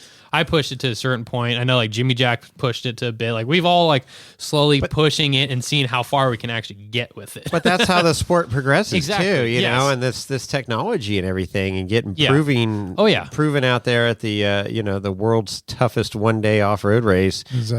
I mean it's freaking cool. So no, it's amazing. It's like I'm stoked to see what people come up with, and the more people that are building for 4,500 classes, the better. Because my class has been slowly, the numbers have not been increasing as much as they should. Right. Like Legends class is increasing. Oh yeah. The stock class is increasing. Golf carts. That. Yeah. Golf carts are like increasing like rabbits. Yeah. Well, now we're going to see the EV class, is going to be bigger this year. Yeah. Obviously. Yeah, grow from one to one vehicle to what? To like 6 or 7, I think is what they were talking about. Significant growth. It'll be interesting. Yeah. I don't think they were all going to, when Dave announced that at the driver summit, he wasn't expecting anything to be done by Hammers with the new EV stuff that he's putting together, but they have a stout board, EV board that's they have a pretty legit setup. Gonna write the whole rule book for that section. I'm like, holy smokes! It's pretty incredible. No, it's pretty cool. But it is the future, and that's what he's pushing. And it's cool. It's cool to be on the cutting edge there, and realizing that electricity is going to be something there that. Hopefully it doesn't actually 100% become a thing. Because not in our lifetime. Not in my lifetime. Hopefully not in my lifetime. Definitely not. Me being the oldest person in the room here is not. Yeah, you gotta pipe in some V8 noises. That's right. When you just hear a bunch of humming and buzzing noises, it's not nearly as exciting. It's like the Jetsons. That's it. I don't know, but the whole EV thing, they've made some pretty huge advancements in like the Formula Drift world and stuff that. There's some cool stuff. Yeah, there's some pretty wicked like tire slayers out there. Well, they just had that Holly Fest too. The Holly EV Fest or whatever. And that was pretty cool. Ford brought out this Mustang. I mean, it was basically a drag car, electric drag car. That was freaking crazy. Nice. Throwing down some killer times. Yeah, and I mean, it's just. There's so many, just like anything. I mean, there's advantages, disadvantages with it, but that battery technology is the big thing now.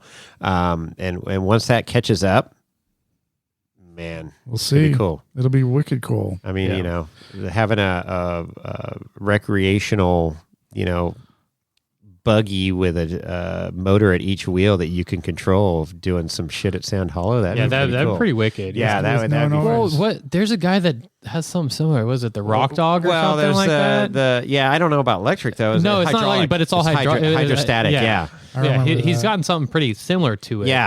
Yeah, and then the chassis that you can change the wheelbase on. Yeah, he can change it by like 30 inches or something like that. That's it. It's the same rig. It's Rock Dog. I think he's out of Arizona. If I'm not mistaken. Arizona, New Mexico. He's built a few of them, and so I watched it at Hammers 2 years ago. I was out on Full of Love, and he came up behind us, and we were watching it. But the engine was a little underpowered for that hydraulic pump. I can imagine. Yeah, it's probably pretty good. It was kind of like a Dodge. Yeah. So here we go. There you go. Just had to get. Says the guy who has his tailgate sitting here in the house. Hey, it's staying warm. Yeah. It's three Dodge guys at the table. I don't want any frost on my tailgate. 3 Dodge guys walk into a bar, and there's one Ford dude sitting at the bar. What? I thought this was going to be a legit joke. I was waiting for it too. I got What's the punchline? No punchline other than just the Ford guy lost. Rabbi. Yeah. Jew. Anyway, right on. I mean, this is going to be 2022 King of the Hammers is right around the corner. Yeah, We're it's looking coming at up quick. less than 60 days, I think, Yeah, at this point. I think it's like right at like 60 or like 50. So you'll be days. same area in the pits at the end there? Yeah, that's my same goal. crew? Same crew. My crew chief is actually putting together a razor to race out there. Oh, so wow. We'll have 2 pits out there side by side. So one big pit area that will be part mine and part his, and we're going to work together, combine our team. We've got a golf cart in our camp now, too, that's racing another one. Who's that? Jason Berry.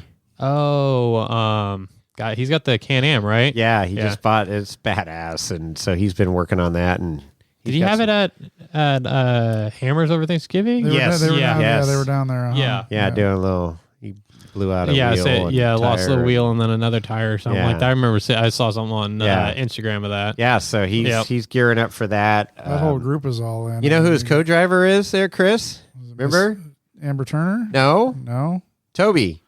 Remember Toby? Uh-huh. Yeah, because I never mentioned Toby's name on this podcast, so I just want to make sure, make it very clear that it's Toby. Toby is the co-driver. Yeah, Toby from Utah. Toby from Utah. Yeah. Right Gotcha. on. What's his name? Toby. That's it. Toby from Utah. His name's Toby, right? Toby. Okay, Toby from So I just Utah. want to make sure that's Jeez. Toby's And Toby's then, name. Toby from Utah. And that Gotcha. family also now has a Jeep, right? Yeah, so they're Jeeple now. That's right. They're Jeeple. They're That's Jeeple. so great. Oh. I love it. Just comes full circle. I know. No, it's super cool. I haven't seen it yet in person, but Nope. it The looks photos pretty of it, it cool. looks like a badass little looks Jeep. legit. Yeah. It's four-door. Four-door JK? JL Is it? or I think it might JK? be a JL. I don't remember. And I think Amber and Jay drove it down to Hammers. Yeah, they drove down the Hammers. Hammers. Yeah. And wheeled it, and Holly or Dolly was freaking out. Oh, I haven't even wheeled it yet. Yeah, well, you gotta put it through its paces, man. That's what Yeah, it's for. that's right. That's We're right. getting ready for the Rebel Rally. That's right. The whole intent is Dolly and Amber are going to run the Rebel when Rally is next that? year. Well, Next unfortunately, October. it's right during Trail Hero. And it's right around that time, so That would be kind of tough to do. yeah. to So, be but at they're both. going. I mean, they're registered, so they're I don't know doing how it. they're going to do both, but I would Well, love. they'll just loop Hey. around, finish the race, and go They- over to they the just Trail keep Hero. on Well, going to that's Trail Hero. it, and it really missed them if they didn't make it to Trail Hero. But Yeah. I'll be Well, there. Everybody has different Cheering 'em on. priorities. You know, life does its thing. Good so. internet at Trail Hero. We can watch the Rebel Rally while we're out. That is true. Like Sand Broken Hollow chain. Sand Hollow does have good cell phone So service good. out there. It's Everything's pretty awesome. good there. There's nothing Yeah. bad. No. Nothing bad there, Well, you should except be for looking some of the for property cracks. there. So It's beautiful. Yeah, it's Yeah. absolutely beautiful spot Yeah, it's- out there. Yeah. right on. Sandstone. One of these years, Chris, you'll get out there. I know. Yeah. Well, I got to earn some vacation time. I'm working on it. So, Well, if you quit changing jobs, well, shit, I change jobs once every decade, dude. So, I feel like that's a lot of job that's changing. a lot of job changing. Because what are you? You're 2 days older than God? yeah, exactly. Whoa, I love it.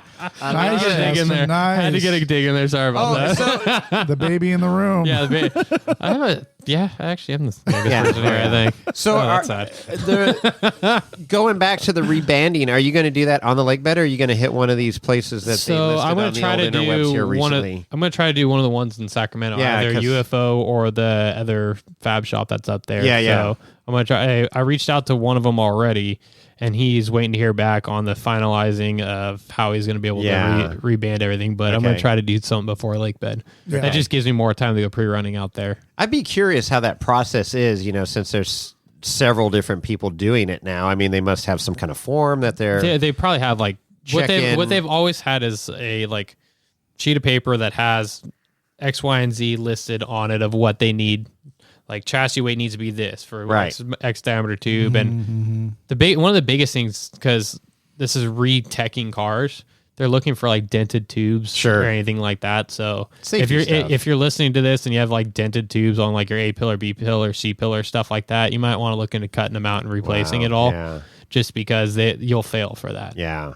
And also make sure I would weigh your car beforehand so you know what you're going into. Yeah, Because 'cause if you drive all the way out there and your car's overweight, Yeah, there's What's- weight limits for all the well, except for unlimited. no, There's Is still there a weight limit there too? It's based on tubing diameter. Oh, interesting. So 1.5 inch, you have to be under like 3,700 pounds or something like that. Okay, so it's again going back to physics and safety. So if Yes. you can't have some big old fat body. You can't have like a 6,000 car. pound rig with 1.5 inch tubing. Yeah, exactly. Because you roll that car at That it's just 50 gonna- in the desert, it's yeah, going to fall apart. Got it. That makes So, sense. Like my car's an 1.75 inch car, so it has to be under 4,400 pounds. Okay. Anything over 4,400 pounds has to be a 2-inch diameter. Wow. So is it 2 weighed at inch. race equipment, or is it weighed? They call it in the spec book, I think it's a dry weight. So So you don't have to have your tools and spares. no, you don't have to have any of that stuff. Last time I weighed my car for when it originally got teched, I didn't have a spare tire on. I didn't keep the spare tire on, or my tool bag, or my high lift, but I had 22 gallons of full fuel in the car, and it was 39.43 or something like that. Wow. So with a spare tire, I should still be under the weight limit anyway. Oh, but yeah. it's dry weight, so people back in the day, before things got strict, when you had to reach a certain limit on weight, they'd show up with like one axle shaft in the car, like 2 or 3 lug nuts holding the tires on. Like, it was crazy. They would do everything they could Lighten the car. to lighten the car just to pass tech. Yeah. Pull all their skid plates off then the put car. everything in. Yeah, and then once they pass weight, then they go back and put it all back on. Wow. Yeah, that's how people used to do things back in the day. You can't really get away with that anymore. Well, you got to be careful racing at Crandon there if you're close to your max weight and a couple extra hot dogs are riding shotgun. Yeah, seriously, right? A couple of ballpark franks, uncooked ballpark franks that fly through the air out Well, there. thank God we didn't have the buns. The buns would have put us over. Yeah. Still telling you that's probably one of the weirdest things that's ever happened to me. I have no idea. sure. Like, That's funny. I want to know if it's going to happen again next year when I don't know. I'm in the Sounds like it's parade. every year. You should have like a package of buns there so you To can just kinda catch it and then them, throw yeah. it back at him with a bun. And a Yeah. mustard packet. Yeah. Were they footlongs or just regular? No, they're doggos? just legit like uncooked ballpark franks. They're like the 6 or 8 inch long ones or whatever they were. The regular wieners. Yeah, just a regular like ballpark frank. Oh wow. That's Someone awesome. spent a lot of money because Yeah, there was a lot of hot dogs flying through Wow. there out there. Wow. It was literally the weirdest thing ever. That is just So odd. random. Nice. Yeah, like Nice. I say, better than backdoor at Hammers. Yeah, seriously. All kinds of things flying around out there. BDCs and shit like that. Oh gosh. So BBCs, STDs, all the things man. flying around out there. Oh, that's bad. well, that's exciting. Yeah, that's crazy. Less than 60 days for Hammers. Yep. Yep. I've already started my hammer prep. Oh yeah. Yeah, put a new battery in the buggy. That's it. No, I got a couple other things to do. Perfect. That's minor though. Yeah, got to get my Your my trail fair wheeling lead prep back is on. pretty easy. Yeah, it's pretty good. I'm so happy it's dialed in, man. That thing's Yeah. working well, so it's perfect. Looking forward to My getting out KOH there to Hammers. My KOH prep's going to be formatting a bunch of SD cards and getting the recording equipment ready. Yeah. You bringing your Jeep down? I don't love to see. You should. A little should. Barbie Jeep. That's a no. That's probably. I'm gonna go with no for Yeah. 1,000. Alex. Didn't he almost back out of going last year? Oh yeah. Oh, Yeah, no, it's it good. was. I had to leave early last year too. Yeah, That's he what. did. Yeah. You either weren't coming or you had to leave I early. left early. Yeah. I was there, but I left early. Oh, Yeah. you. So- I won't say why he left early. He ran out of tampons. Wow. Oh, that's rough. Whoa. Where's the drum? Did you? Where are the inflatables? I know, right? Nope. Nope. That would That was a work. good one. That would work. I don't know. Nope. Oh, that boy. Okay, second I one gotta would have fix worked. this Chris board. doesn't even remember. He doesn't even remember the board anymore. Yeah, that one works just fine. Nice. Anyway, No, we got a great camp. Really looking forward to it. So we'll wander over to your camp, and Yeah, you know where you know- we'll be. So. Yep. Yeah, you guys are always welcome over at my camp. Yeah, Absolutely. vice versa. Yep. This is going to I be. think I tried great. to come by your guys' camp last year, this past Hammers, but for some reason you guys weren't there. Oh, we were out wheeling. Yeah, I think that's what it was. Yeah, we were on our way out wheeling. I'm like, oh, let's go stop, find them, and then you guys were not there. So. Yeah. No, we Wheeling. like to wheel at the beginning of the week, and then and pretty much Wednesday on is just racing. racing and interviewing. Well, we get the interviews early in the week, and then Try just to, watch the yeah. race. It's hard to interview when we're all out pre-running. Well, too. that's it. Yeah, it's a shell game for sure out there. And Absolutely. Speaking of pre-run, I'm bringing my race car, my trail rig, and then stealing a buddy's Can-Am to go pre-running in the desert. So my race car is going to be parked pretty much. It's going to show up on a lake bed, shock tune it, pre-run the qualifying course. After that, it's getting parked. And then you'll qualify. And then qualify. Yeah. And then from more or less the car stays parked, and I'll take my trail rig out to go pre-run the rocks. good. The Can-Am to go run all the desert loop in it. Keep so. the shiny side up this year. Yeah, right. Try to do that. Yeah. Jesus. I remember we went over to your camp and, dude, how's it going? Oh, not good. Just rolled the car. I rolled I'm like, the car. I what? rolled the car in the first 30 minutes of Say being on a what? lake bed. Yeah. With a brand new paint job and everything on it. $3,200 paint job on Yeah. the car. Just Yeah. destroyed it in literally 30 minutes of being on a lake bed in a photo shoot. Oh, gosh. Yeah. Don't do that. No. It's all right. Yeah. You made it look pretty again. You did. To an extent. I did everything I could to beat the hood back into place. It actually came out pretty good. I was pretty impressed. It came out really Yeah. good. You could tell PRO something was professional. wrong, but it wasn't like super apparent when Yeah. you walked out. Until you see Yeah. half the paint missing off of some spots. It's fine. Just photograph it from afar. Yeah, Oh it's a my 50-yard fooler. And Yeah. it's like a circle track paint job. You just There you need to go. look good going fast. There you go. That's right. That's it. Yeah. All right. Well, right on. Well, Justin, thank you so much for coming down. And Thank you guys. Appreciate it. Great update, man. This is good. Looking forward to a great Ultra 4 season again. I for know. you. Yeah. Hopefully, I'm going to try to do a few more events next year. And then the NorCal, you're going to race So the I'm NorCal going to do. again? I'm going to try. I want to do NorCal for sure. I want to do the Ultra 4 Southern California event, Twila, Utah, and then Crandon, and that should put me in the points hunt for the national series. Okay. cool. I won't get a regional series, but it should put me in the hunt for the nationals. Nice. Yeah, That'd be great. that's my goal. Okay. Because Right on. if things went as well as it did this past year for me, next year I probably have a good shot at getting one of the first places for a national title, or at least be up on the box for it. So Sure. That'd Cool. be awesome. yeah. And your sponsors are all on board, and nothing's changing there? Nothing's changed on it. Good. My sunglass company has rebranded to. I saw that. I was going to ask you about. Yeah, they're that. not Ethos anymore. They're Oneum, I think is what it is. Oh, that's interesting that Yeah. you say that, because the other day, it was yesterday, I was Yeah. looking on IG, Yeah. and I saw like kind of the same stuff, like, the dirt bike. Yeah, they're Oneum Pro is what they're rebranded as. Yeah, they're having some legal issues with the name. Really? It was something that I forget. I think it was like Adidas had like a sub company that had that name. It was part of their brand or something like that. So they were struggling with that for a Ethos. while. Yeah. Ah, So they rebranded over to Oneum Pro. I was going to ask you. So Oh, that interesting. explains Okay, it. well, there you go. Yeah. Yep. Okay. But other than that, no, everyone's still all the same. Falcon They hooked tires, us up with goggles for Hammers, year right? before Hammers, yeah. Exactly. Yeah. So, Yeah. So yeah, I got Great. Falcon And the Tire buggy. again on board for a title Yeah. sponsor. My Fab Shop, 13 Fabrications, obviously still there. Rough Stuff Specialties, the Proper Tuning OG, Josh West, still on board. Shock Jesus, Phil, Liberty Mountain Fab, Cool. Oneum Pro, Nixon Transmission, South Bay Driveline, Brannick Motorsports, Speed Company, and Battleborn Wheels. Other than that, That's don't right. You really. got Battleborn, that's right. Yep. Right on. Right Yeah, and they're on. coming out with a new wheel hopefully next year too. So be on the lookout for that. Okay. That'll Nice. be pretty cool wheel once it's done. Yeah. I'm Heck looking yeah. for beadlocks. Yeah. So just so you know. Yeah, just they're redesigning their whole beadlock. Is that their so whole when your beadlock tires go design. flat in the garage, they don't come off the bead? Fucker. You made it too easy, man. Yeah, you left the door wide open for there. That was like he didn't even have to try to open That it. was It like a already hangar there. door, man. Yeah. You fly the Cessna. I mean, a big old freaking big old 747 Boeing. 777 in there, man. Yep. I see what Well, you did there. payback's a bitch for the See what I inflatable did there? rotor, so you know. Oh gosh. Anyways, Right on. Yep. Anything else you want to add? No, nothing else. I appreciate you guys letting me come back on for Yeah. the fourth time now, and It's always a good time. like hanging out with you guys. And thanks for the Absolutely. drink, pizza, heck and yeah, all that stuff. Heck And, yeah. We aim to please here. We give till it hurts. Yeah. and we That's don't want to whiskey, right. so. That's right.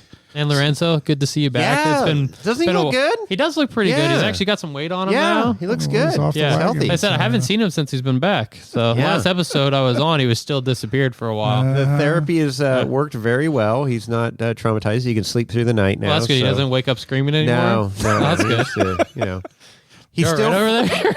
he still freaks out when he sees snails. And Yo, it comes I out after understand. it rains. Yeah, I you know? understand. freak that. out. He I probably freak out when I just- see yeah, a he probably- snail. There must So- be a name for that, snail phobia or something. There's Yeah. got to be something, one of those acronyms. yeah. Hey, Lorenzo, look that up. Oh no, I won't make you look that up. That's not kind of very screwed nice. up to do. Yeah, They're like that's- PTSD at its finest That's not right there. very nice. Yeah. So, Chris, What else you got? I just want to close it up. Let's just remember it's the holiday season. We have the merch store is open, and we're selling. We still got shirts that and package deal we going. do have the right? package deal going. So there. He literally just looked up a snail phobia. The good old Google, man. No, snail phobia. You ready? What is it? Well, it's a mollusk, right? You know, snails are mollusks, so it's called mollusk phobia. A phobia of slimy creatures, slugs, and snails. Wow. Poor Lorenzo. Oh, that's good. That's horrible. Is there a specialized I have a therapist shirt. for that? I got this shirt brewing in my head right now for the snail boys right now with mollusk phobia. Mollusk phobia. Yeah. Here we go. All right. Well, Oh my gosh. Sorry about that, guys. I know. That was my fault. It was good. I had to just look it up. I mean, you figure it's got to be, right? This day and age, there's something for everything. I would say there's definitely some phobia for literally Lorenzo everything. just left the room. Yeah, he did saunter off there. Not very He must have saw a happy. snail, freaked Oh out. my He's not gosh. happy. He's not It's happy. okay. He's heading back to the cellar to get some bourbon. He's I going think. back to a safe space. Yeah. Holiday season, go to our website, wheelingwinewhiskey.com. You can see all the merch link there. It'll take you right to our store.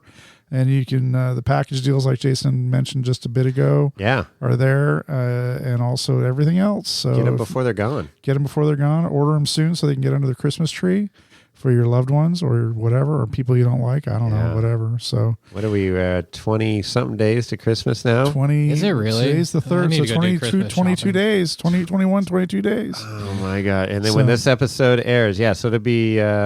like 17 days. No, it'll be, let's see, that'll be the 7th. So, we got 18 days. 18 days. Yeah, I need to do Christmas shopping soon. I haven't done it yet. I bought myself plenty of stuff. That's good. Hey, gotta look out for number race one. Car prep, right? Yeah. You gotta take care of yourself. So, anything else? That's all I got. Right on. Well, I guess we're out. Yep.